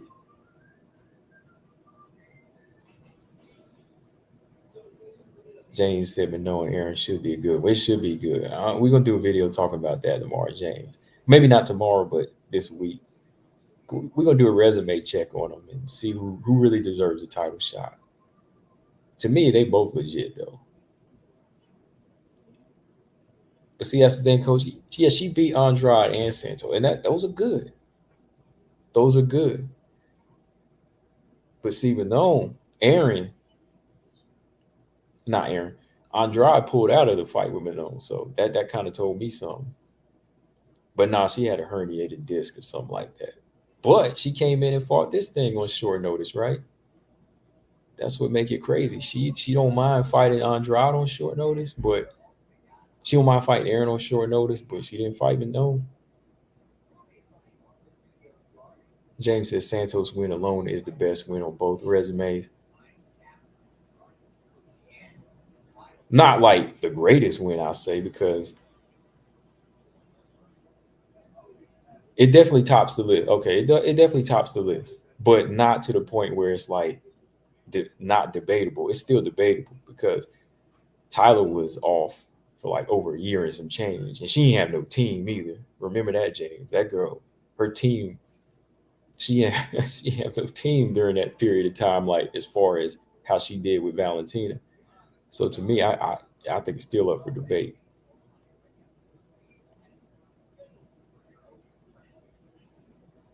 But if you want to make it 7-0 for Aaron or Manoa, hey, I'll take either one because I rock with both. I like both fighter styles, and I think they both either one of them will probably touch that belt.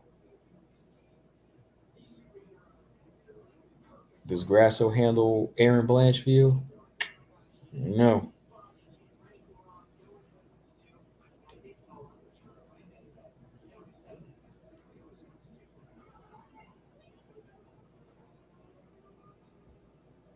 Y'all still going at it? Nah, coach ain't racist, man. Come on. Let me go ahead and put that on record too, man. Like coach ain't racist, man. Like I know racism. I know racism and coach ain't racist, man. You know, for sure. Like coach ain't racist.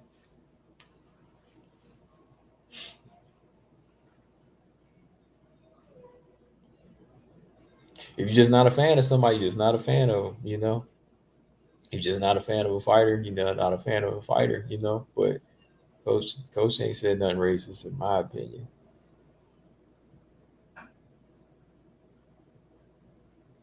Running Ring said who said he was racist. Oh, I was looking at what Robot Chicken had said. I was like, Robot Chicken had said, I went live, I would expose you racism. They just going in, boy. I'm just like, they ain't agreeing. Yeah, coach ain't racist.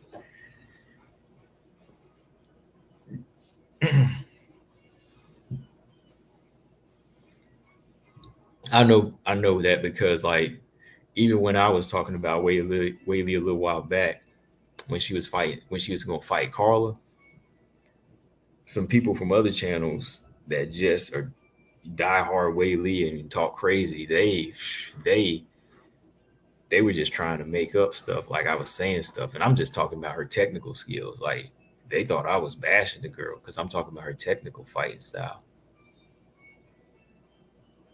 You know, I'm just talking about what she might not be able to do against Carla and her style, but people take that as hate. Six said, "Who's the WMMA fighter of the year this year?" Ooh, let me see.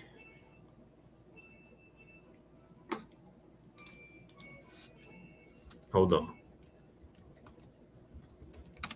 Stamp Fairtex. I'm just. It could be, man. No, Stamp is an entertaining fighter though.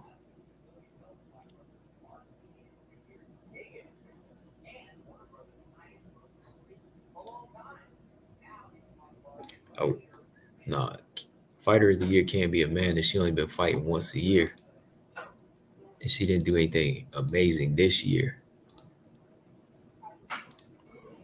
I guess is WMMA fighter of the year. I mean, one of the nominees is Grasso, right?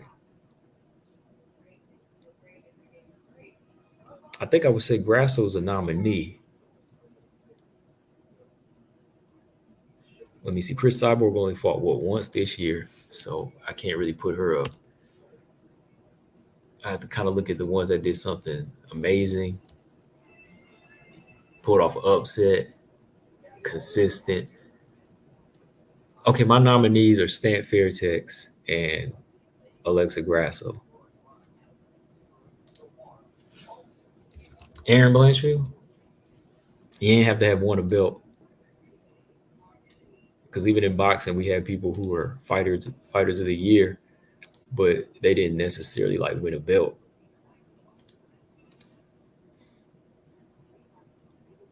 Easy says gonna be Grasso. How much she pound for pound number one? Yeah, pretty much, right? I mean, that's it. See, the other year I had to choose between Valentino, Chris Cyborg, and a couple other fighters. I think Stamp was one year because she did win some belts. But Stamp, she's a what? A four-sport champion now. That's something big too, man. Four-sport champion. She pound for pound number one too, Grasso, but that's four-sport champion for Stamp Fairtech. So I'm gonna just leave that right there. Aaron is a nominee because let's see, she had two big wins this year. Like Coach said, she beat Santos and Andrade this year. Both were convincing to me. Even the Santos fight, Santos didn't win that fight. I think like nominee wise, I would say I'm gonna leave that up to however y'all want to pick right now, but I'll pick at the end of the year. I got Stamp, Grasso, and Blanchfield.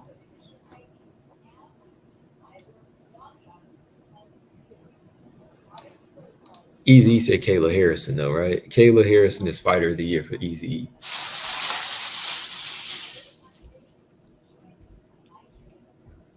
And Weili, right? Weili's a nominee. What am I talking about? Yeah, gotta nominate Weili too, because Weili fought twice this year, right? I mean, she broke records with the Lemos win, and she beat no. The Carlo fight was no. She only fought once this year, right? She fought twice last year, Joanna and Carla. She only fought once this year. Is that enough to be nominated? Well, I gotta be keeping the same energy.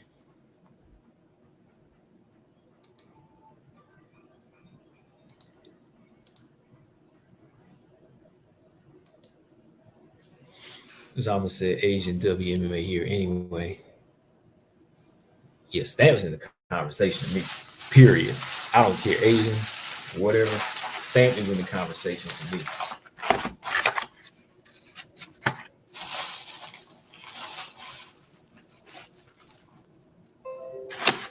Stamp is in the conversation to me. She a four-sport champion too. Because one year I gave it to Chris Cyborg for being four-sport, four belt holder four belts in four different organizations. So Stamp, yeah, two finishes this year too by body, killing that body on these girls.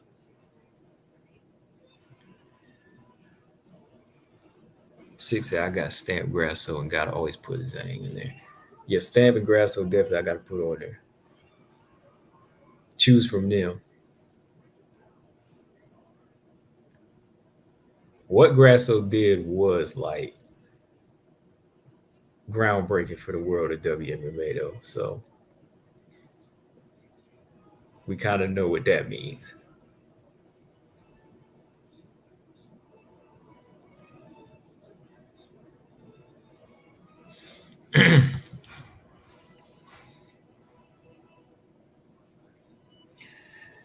Those MMA awards are biased though. They would never give this stamp. Just for that, I'm giving it the stamp. I'm doing my own WMMA awards over here. Knockout of the year nominee, that Amber Lee Brock fight versus Jen Rover. That's a nominee. Y'all remember that head kick knockout? That's a nominee. Uh, Denise Gomes knocking out Yasmin Haurigi. That's a nominee. Um, what was some other crazy knockouts?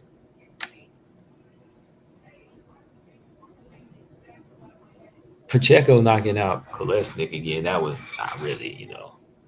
James said, "Do you think they will do Weili y'all next?" I think they should. I think they should though.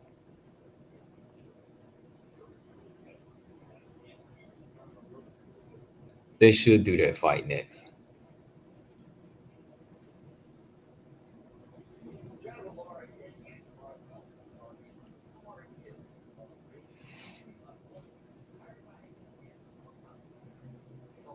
Alex on paper should be a better striker, but I seen that visual Yuri blitzing and knocking Poetin out stiff. Yeah, if he can take his power, it'd be a problem. It'll be a problem for Pierre. And if Yuri doesn't stand in front of him, it'll be a problem. Easy said, when is Verner coming back? Depends on when that knee gets healed up.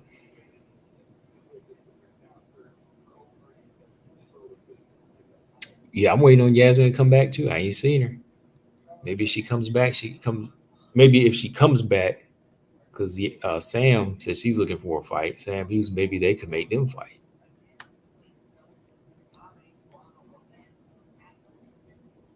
Let me see. That's the knockout of the year, though. Coach said never been racist. I'm sorry. No, I ain't never hear you say nothing racist. I'm just saying. I've never heard anything racist. You know, never heard anything racist. I heard you give your opinion about fighters, of course. You know, and that's about it. And you call out racist people. We all called out racist fighters. But being racist, nah, I never heard coach be racist before. Coach never been racist, no.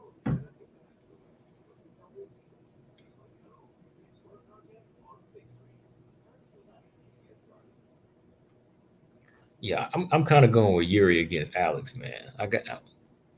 I like Yuri's. I like that go get him Yuri got, man. He gritty and he awkward too, man.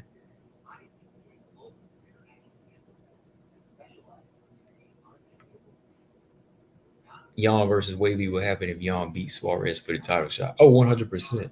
If she beats Suarez, she'll have the title shot though. But I don't think we'll do that fight, man.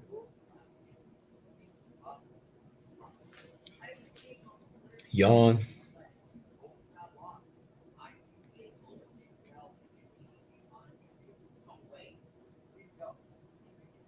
Jan, I would like to see Jan come back in December, man. But who is she gonna fight on that card?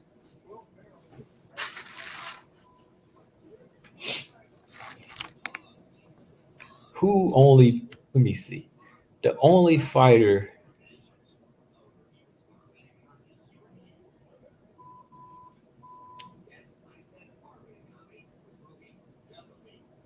Who's a fighter? Who has a better chance of beating Weili, Suarez or Jan? Who has a better chance of beating Weili, Suarez or Jan? You know, be Suarez, man. That girl, Suarez gonna be a beast, man.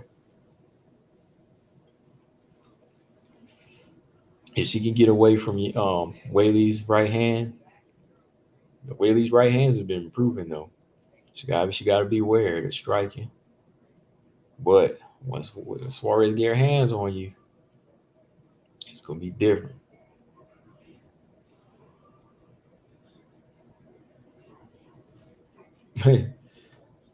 Zama said they're gonna just put her in there with anybody.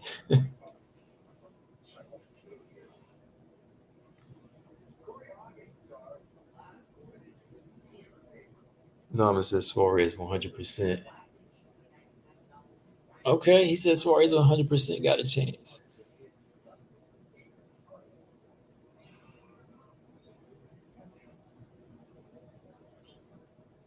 Yeah, easy said coach never been racist. No. Somebody be racist, I really wouldn't associate with him. Oh man. If anybody racist, I wouldn't be associated with him. I don't get a racist vibe.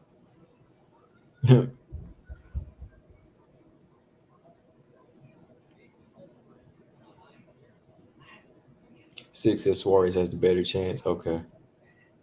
Yeah, style wise, Suarez does have the better chance though. For real, yeah, Suarez does have the better chance. 100%. I think 100% she has the better chance. Now, will she win? That's a different story. But I think when it comes down to style, yeah, I think she still does. Like, I have to stand back and size the situation up now that she's been improving. Whaley, that is, she's been getting better and better than she has in like 2018 and so on. So I got to look at it. I got to look at every situation, how it has to play out. And you got to say, what has Suarez improved on? What she needs to improve in, you know?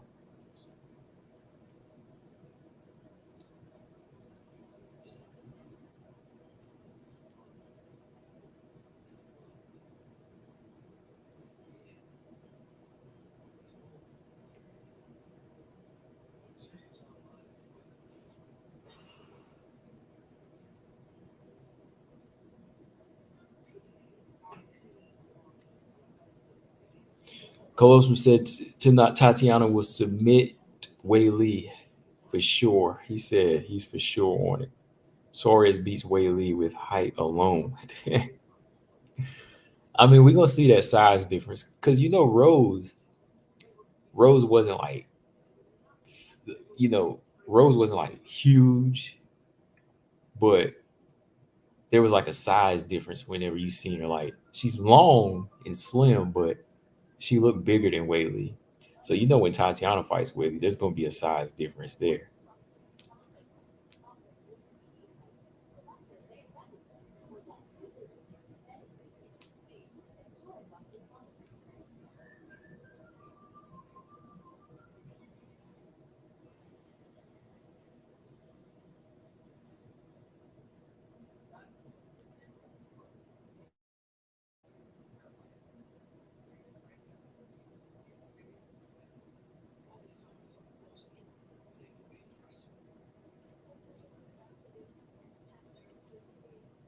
Weili has a belt. That's all that matters. All that rest is gonna make Weili tired. Yeah, that wrestling pace is what she's always used to, or what she's already used to. Yeah, yeah. Coach said Weili's inside brawl game is dangerous. Yeah, that right hand is dangerous because there's a lot of power on them punches. When she steps in, so her brawling is going to give Suarez problems. Like, let's be honest, Suarez hasn't really dealt with a fighter that hits on the inside like Weili does. So that's going to be a new adjustment. Suarez has to make, right? That's yeah. That I agree with that. That brawling is going to be a problem when she steps in after a right hand and hurts you. What she follows up with next, that's going to be the interesting part. But yeah, Weili, I don't see her out wrestling Suarez because Suarez been doing this a long time. Same way I thought Carla would have had a better chance, but not the same way. But I seen Carla having a better chance with her wrestling because she's done it a long time. Thing is, she was just too small and she wasn't as strong. But now you're dealing with somebody that's twice, three times Carla's size and a lot stronger. Gabby said Weili kind of slows down in round four, but hold on. But in round five, it's like she comes back alive. Yeah, after she can bag at least like 2 or 3 rounds, she might take a round off. Like Amanda does sometimes.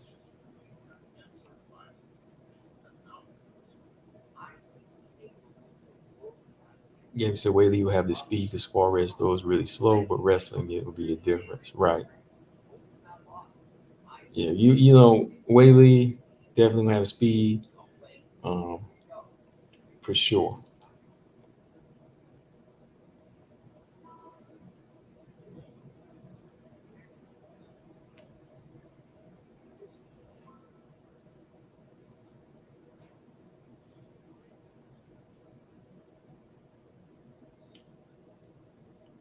Yeah, it's possible, Colostrum. Yeah, like that choke she had. Yeah, Lamos did have that scary moment with Weili. Thing is, Lamos just wasn't as strong, but Suarez is stronger. The same way Suarez put that guillotine on Montana. Montana ain't never been. Montana, of course, she's unranked, but she was bigger. And she ain't never been finished like that. But Suarez, she locked it in on her. So any reckless moments, Weili, Suarez could submit her. Weili has a better chance, I think, of finishing Suarez on the feet with her hands. But I think Suarez has a better chance of submitting Weili when she gets her on the ground.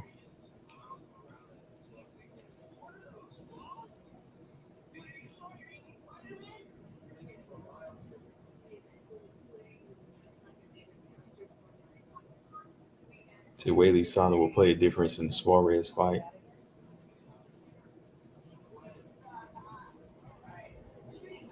That's gonna that's gonna be a good fight though.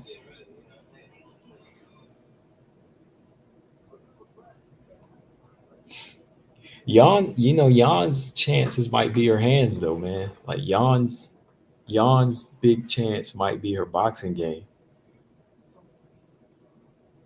Like who would be shocked? Who in here would be shocked? I would be shocked if Jan Zanon landed like a right hand and hurt Weili. Cause like cleaner footwork and cleaner boxing, that is Jan Zanon. Like if Jan Zanon doesn't get muscled and taken down, if she's able to measure and she sidesteps and boom, catches Weili, you know she could put her down with that power, right? Not even a power, just precision. Like, I'm not saying she's going to win against Weili like this wrestling game or grappling game, but if she starts to fight off short with just a couple of quick moves, and if she catches her with a right hand, I wouldn't be shocked, man, because polished hands is Yan Zhang. Why do you think she had to work on her ground game? Because that was what she had to work on. When it comes to her kickboxing, she's pretty crisp. Her weakness has always been getting taken down. Lolita said, I would be shocked if Yan catches Weili. I wouldn't. I really wouldn't. Lamos caught her a couple times, but Lamos couldn't hurt her.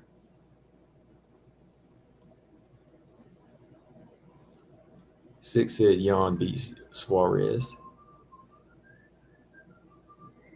Her takedown defense got to be 100%. Running Ring says she's very good. I wouldn't be shocked. Yeah, I wouldn't be shocked if she caught her with that punch. Now, full on 5-round fight that goes to the ground and it gets mixed up. No, like, we know Weili's got that. But just being able to set it up.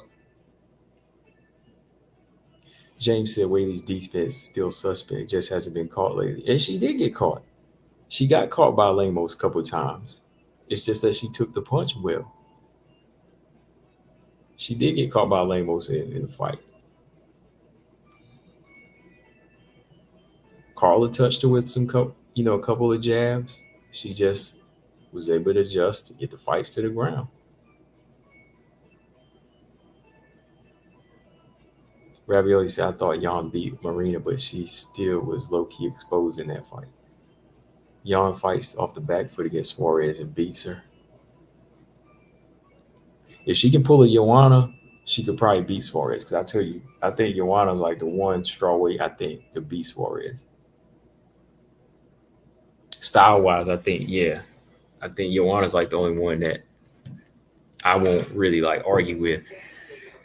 It'll be ugly, grueling. Like, Suarez could win, but I think Joanna has that style, takedown defense, and like durability. She ain't got to worry about like power punches coming from Suarez. It's just all wrestling.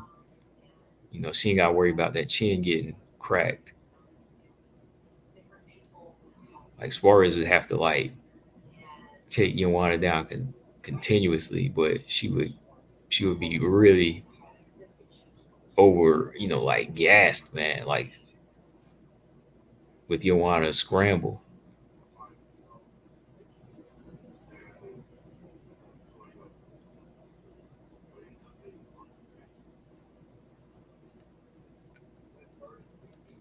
James said you don't think she got caught in the real sense. Well, getting caught like means getting knocked out, but I'm talking about catching moments of openings, like real punches. Lamos hit her with real punches. She just took the punch. That's what I'm talking about. I'm talking about real punches. I'm not talking about getting caught like being knocked out.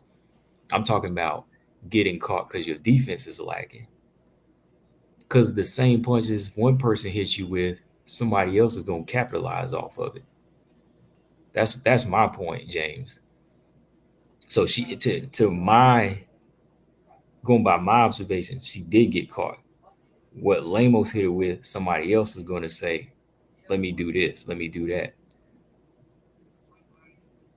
Like, Joanna didn't knock her out, but Joanna caught her with punches. So the next person that came along, Rose, said, let me line up the perfect shot. And I got her out of there. So in my observation, she did catch her. Coach said, I hear some Christmas music. Where you hear that at? Is it here? You might hear the TV. Might have been the TV going.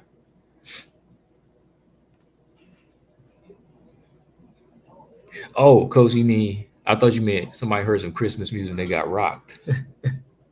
You mean Lamos heard some Christmas music? She got rocked?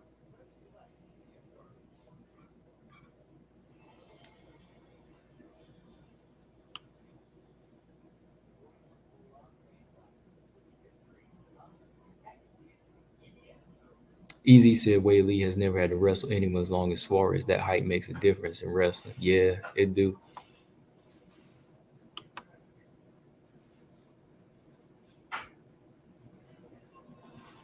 Okay, so you agree though, James. See, you said it too. JJ caught her with punch. That's what I'm saying. Like she caught her. So you know what I'm saying now. You just repeating what I said. Yeah, JJ caught her with punches. It had nothing to do with power. It has the fact that she was getting caught, which means if you get caught, it doesn't always have to take power. It's just going to take you getting caught at the right moment.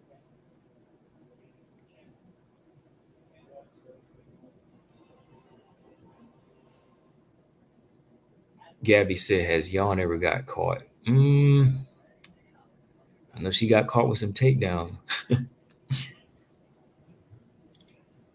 She be getting caught with some takedowns.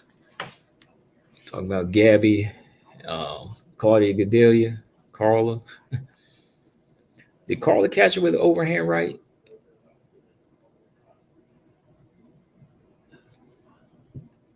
Did Marina hit her with any bombs? I have to go back and look. Like, has she really been caught with punches before? Like,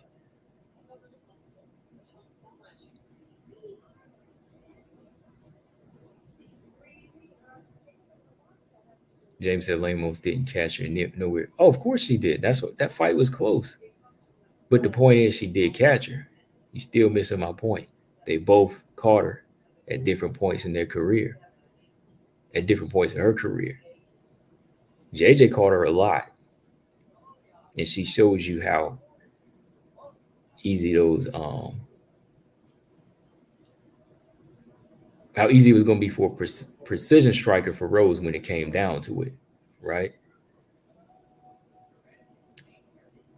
But even now, Weili could still get caught. And Lamos threw a couple bombs.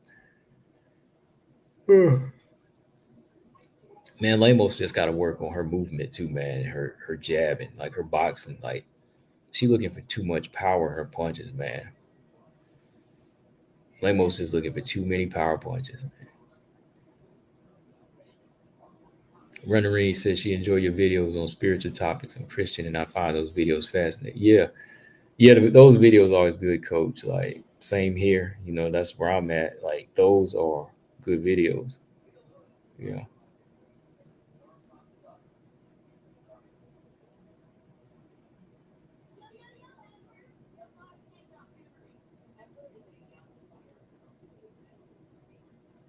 yeah, yeah, James. That's what I'm saying. Like they're all catching her, but one is just it just comes down to somebody capitalizing off of it.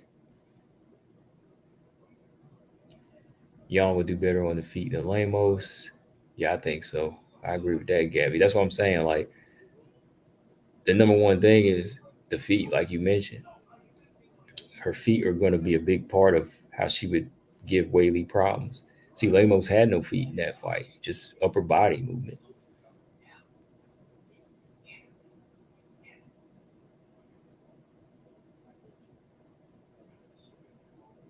James said, "We knew that wouldn't be a problem for Weili either." Shoot, don't bring the if don't bring up Nunez. You know Nunez going to retire you.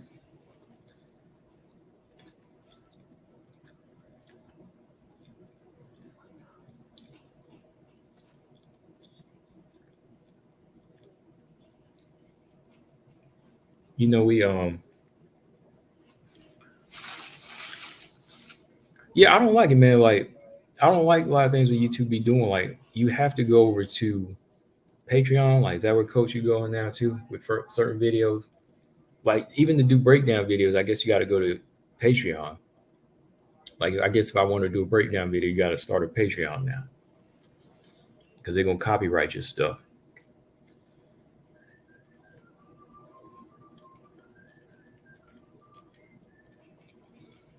Yeah, Bojo got good takedown defense. Yeah,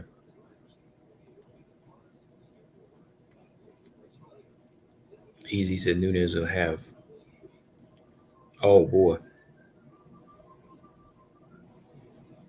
Gabby said in the last round of Dern versus Young kind of curled up when Dern was on top. I gotta go back and look at that.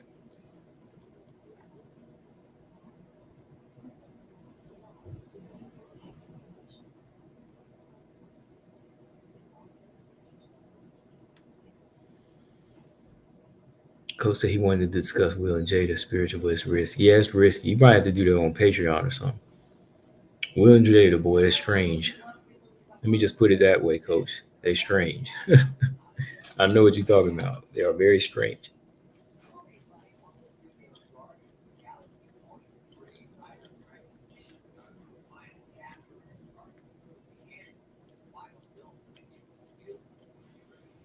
Mm. Will and Jada, all of them. Six, they give Dern Lamos.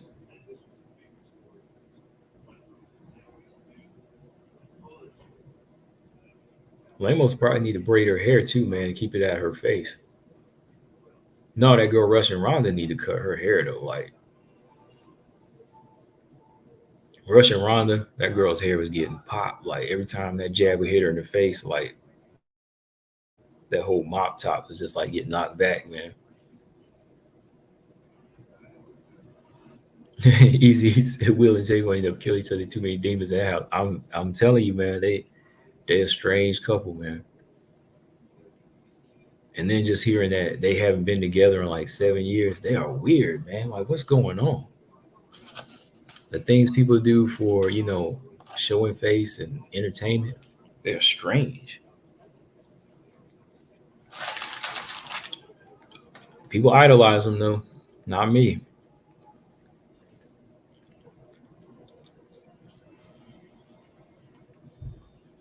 People idolize them. I don't know. They want to hold them into some type of stat. They ain't nothing but people. They ain't nothing but people, So it's like they all make mistakes. So it's like why you think so and so is so special if they were cheating or whatever? Like they gotta hold a certain standard to their marriage. Like who cares? They're a strange group.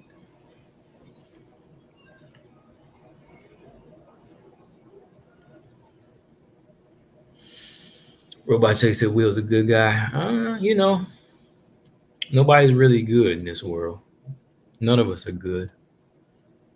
If we all sin, that's the word, right? If we all sin, we ain't good. We try, but there's no such thing as a good person.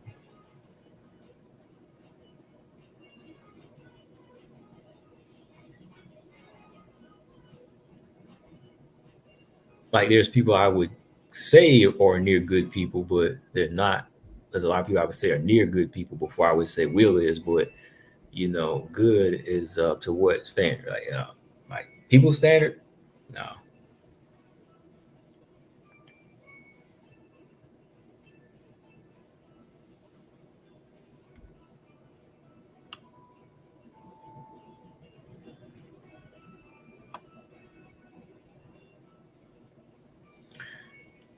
Dern can't sub good fighters with.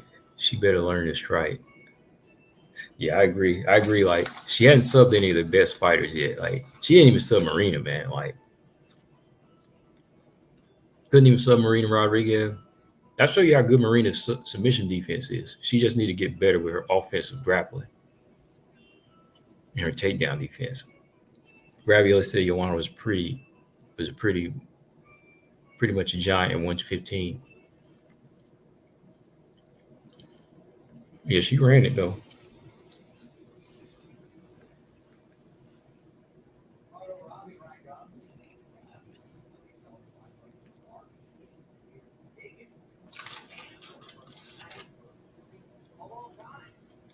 Coach said King Rena follow me on Facebook and Instagram. King Rena diesel, man. She has a good shape. Like I might have to do a video on just like top 5 physiques in WMMA. I mean, talking about my OnlyFans type of stuff. I'm just saying, like, shape wise, you know what I mean? Like, if fighters getting in that type of shape, they got to get credit for it, right? Jenny Fry is definitely on that list. Like, talking about like best physiques in WMMA, and I'm talking physique alone, like not the best skills with these fighters, but I think Jenny Fry's got like a great shape, man.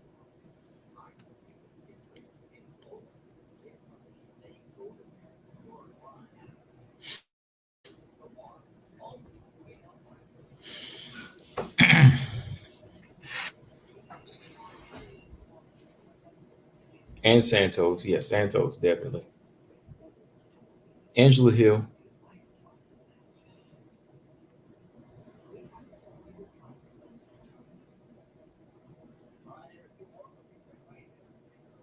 easy. Oh, nah, easy. Come on, man. Well, she was. They ain't helping, man. Come on, easy. Hey, Royce, man. If it was, her head would be bigger. No, like it'd be huge. No, man. She ain't on no Royce. Like, because if she was, I'd at least want to be top five, wouldn't you, easy? Let's say she was, and you still unranked. I'd be like, I better lay off the Royce then. I lay off the Royce then, man. You know what I mean? Like you better lay off the Royce if you don't they ain't helping.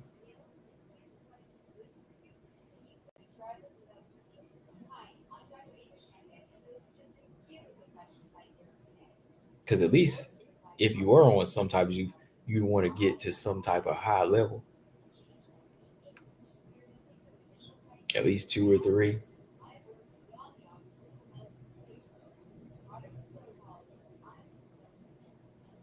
Jenny Fry's got a lot of degrees too, man. She's smart, and maybe she go back into that realm.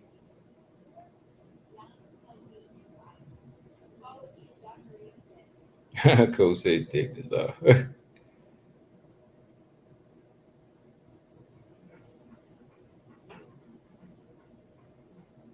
Right? Yeah, yeah. I understand that easy. That's what I'm saying. Like, if she's been on it that long, at some point, shouldn't it help?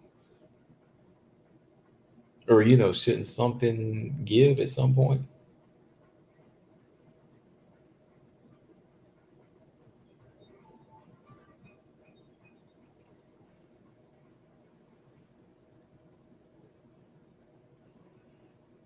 James said, of course, Roy's help. Not apparently they don't. To me, helping is going to at least get you to a top 10 or top five spot. Or, it actually helps you enhance your power. It gets you in certain situations and yeah, it gets you a better version of yourself. But we haven't even seen that with some fighters there. Or if you think of certain fighters on juice, right? Excuse me. Molly McCann going to 115 still? Nah.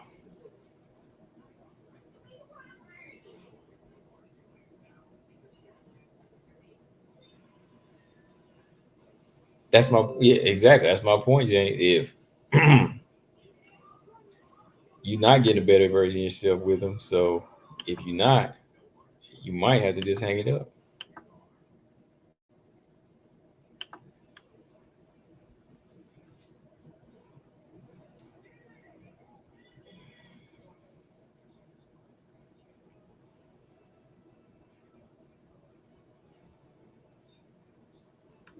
Oh yeah, Weili would destroy Molly McCann. Come on.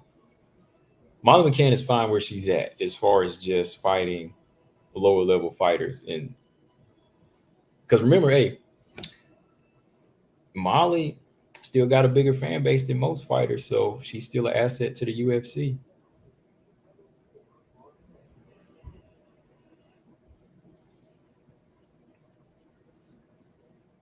Man, Easy he said he became Barry Bonds, boy.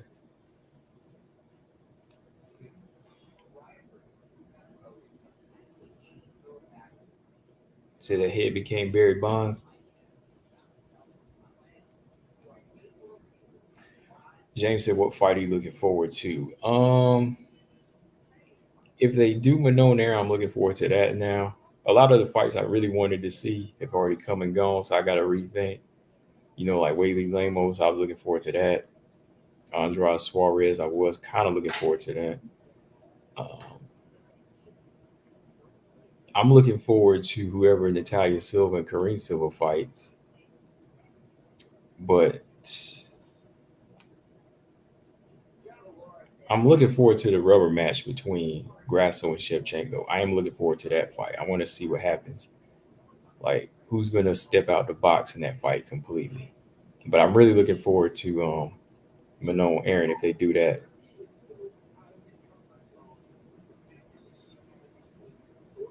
Okay, easy. So yeah, I'm just messing with you. I know you probably didn't do that much, man. You got to be on a career style for that professional level to get that Barry Bonds hit. Already booked fights, James. All the book fights have already happened that I wanted to see.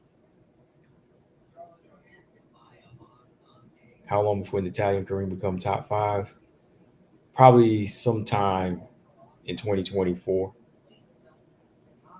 If they move them right and they stay active, they get the right fights in 2024. Probably by the end of 2024. Third or fourth quarter of 2024, Natalia or Kareem becomes top five. Yeah, who's already booked though? Like championship wise right now. Weili's not.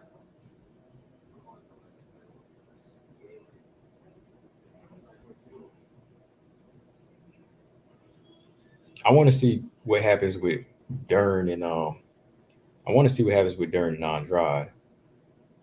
Oh no, who's Casey O'Neill fighting? Ariane Lipsky. I want to see that fight. Six said Jada don't even look like Jada anymore. No, she don't. Jada from setting Jada from Set It Off and Jason's lyric. Yeah, that was Jada. Oh yeah, yeah. Lolita said "Low Down Dirty Shame." Yeah, I remember that. I used to watch that movie a lot. That was Jada. This ain't Jada anymore. I don't know who that is. Arufo Macy Barber. Yeah, that's a fight.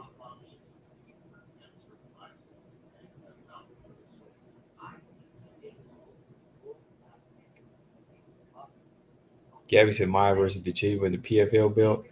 Could happen. Maya versus Liz Carmouche. Yeah, Sally Richardson. Oh yeah, she was way better looking though.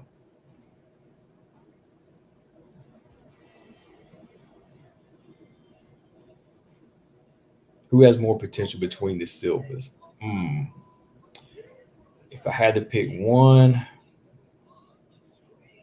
I think Kareem maybe. I think Kareem.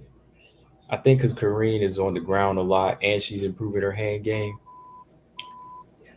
I think Natalia definitely can get there too, but I think she took her foot off the gas at the wrong time in the Andrea Lee fight. She won it, but there was a couple of moments that I could have seen something happening if that was somebody else against Natalia Silva, like her falling behind. But I think Karine Silva, to me,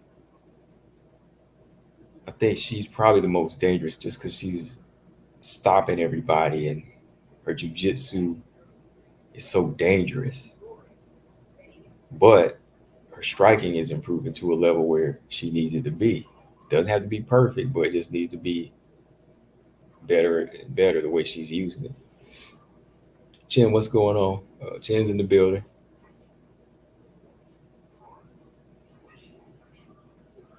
UFC signed Invicta Atomweight champ. Yeah, I saw that. They signed the other girl too, the other Indian champ too. That's good. They signed an Atomweight champ, but you know that means she going to strawweight.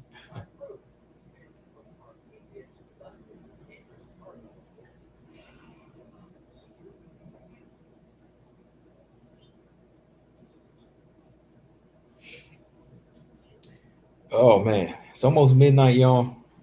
Did a nice little long 2 hour stream with y'all, but I'm about to get off here in a minute. Just had to do some WMMA talk and some wrap up. She didn't say I don't get notifications with Congo Live, so I keep missing. Yeah, no, Sometimes they come out, sometimes they don't. Like sometimes I get my own notification, but sometimes I don't. Lolita, you asked about the live streams. The live stream is available after 24 hours. You just have to slide the comment section to the side on your phone, or you just have to click on it and you'll see the live. It takes like 24 hours for it to be available. Hold on, let me pull up my phone real quick. Yeah. If you look at the comment section, you see two dots. Slide it to the right, and then you'll see the live chat on the replay. Slide the comment section to the right, and you'll see the live chat replay.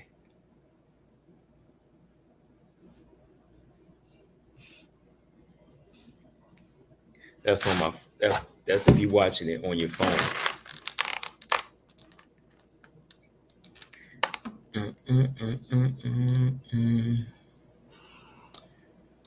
Okay. I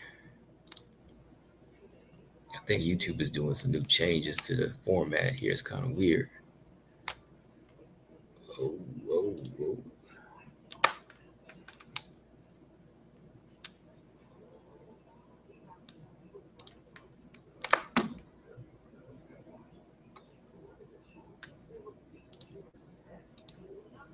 Yeah, but if you on computer, if you on your laptop, live chat always comes up.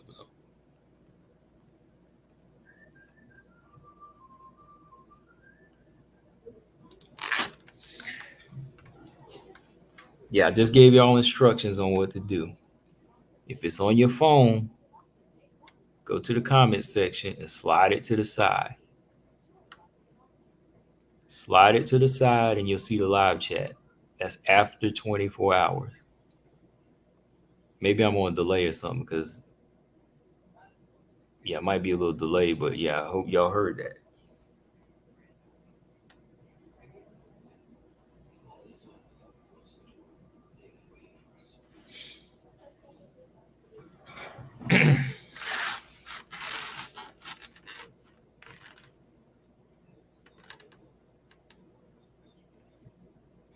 Y'all don't think we got any WMA fights next week? No. Yeah, Invictus next week. That's right.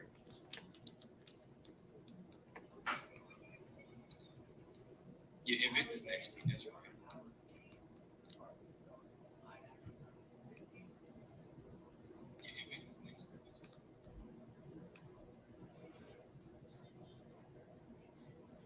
Yeah, this weekend. Yeah.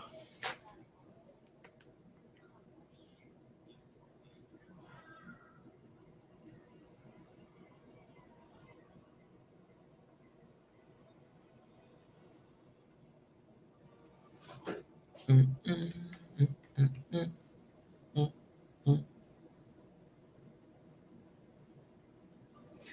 All right, hold on one second. I'll be right back.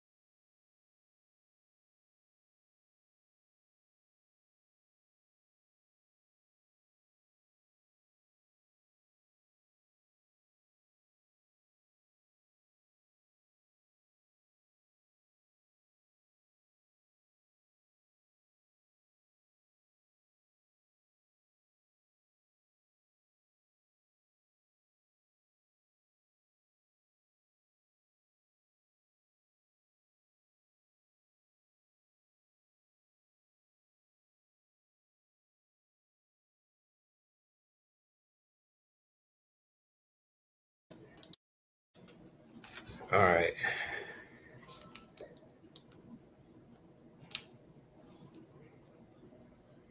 Let me see. Yeah, there's a lot of weird celebrity stuff going on.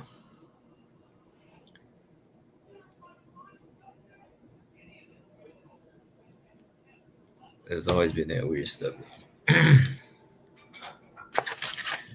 No, Fury and Gano is next week. Okay, yeah, Lolita, you got that message. Yeah, yeah. You on your phone. After about 24 hours, you just slide it to the side. Yeah, Fury and Gano is next weekend. Oh boy, will I watch it? Maybe.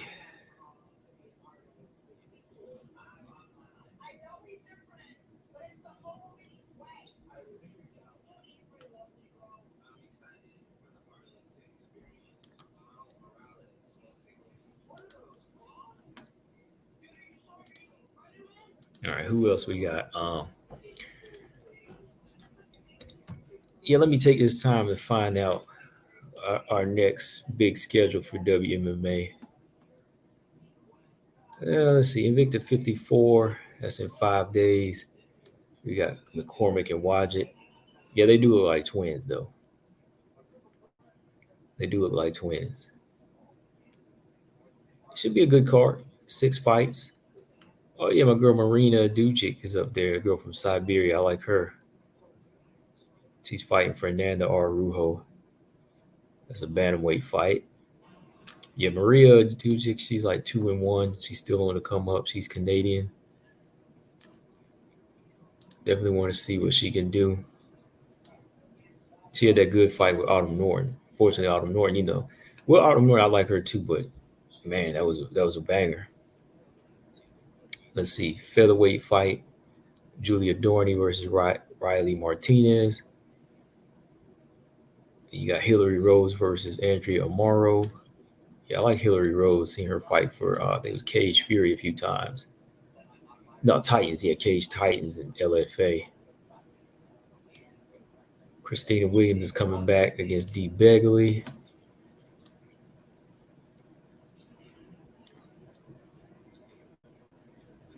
Dang, Dee Begley choked out Hannah Guy. I forgot about that fight. That was last year. Dang. She beat Chantel Coates too. She was supposed to fight Dakota Chiba a couple of times years ago, but that never happened a couple of years ago.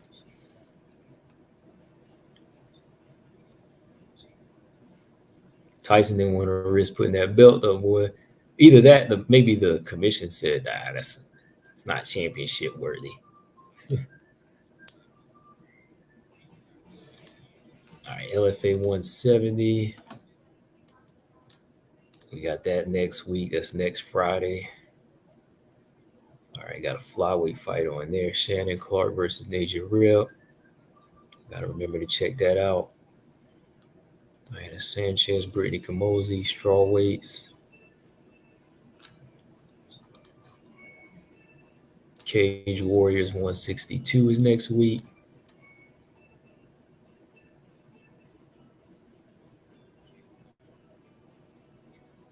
What's her name? Co-main event: Nicole Segni versus Samantha Francois.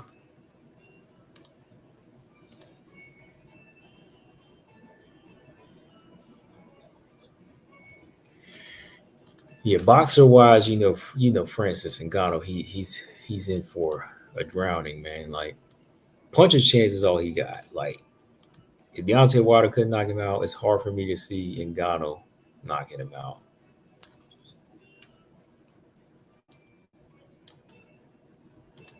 Let me see, one fight night 16, November 3rd.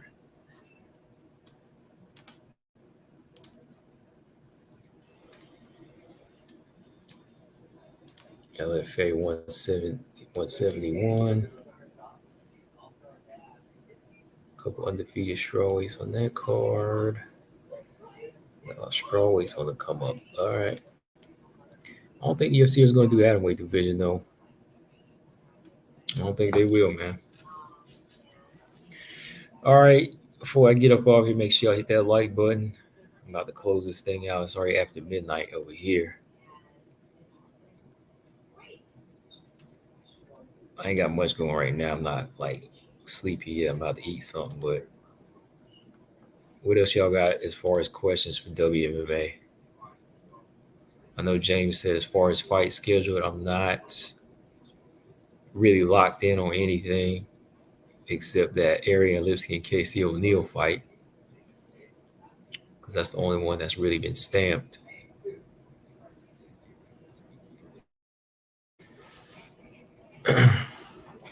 Pena, Pena and Rocky Pennington, I don't know when that fight's gonna happen. So really nothing to look forward to in championship fights.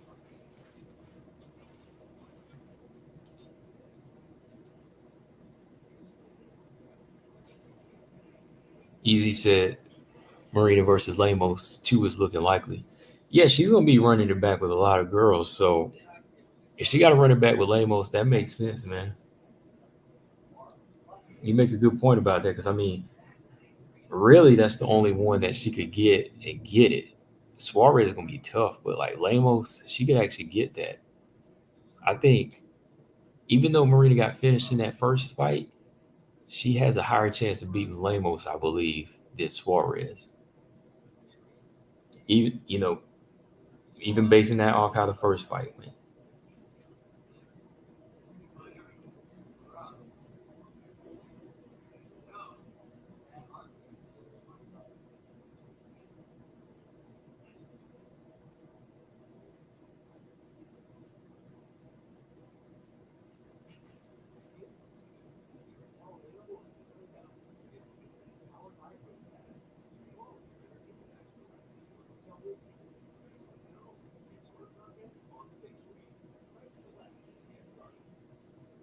Yep. Six said no real good WMA fights coming up. Yeah, it's the end of the year, and a lot of the good ones already happened, which I'll probably go back and do a review on the fights that I wanted to see. But yeah, nothing right now. Nothing major right now. There's underground fights and lower level fights I want to see, but like the big fights, nothing major right now.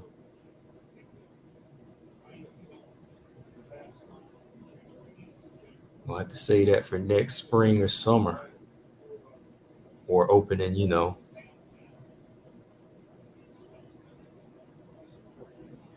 the new year off.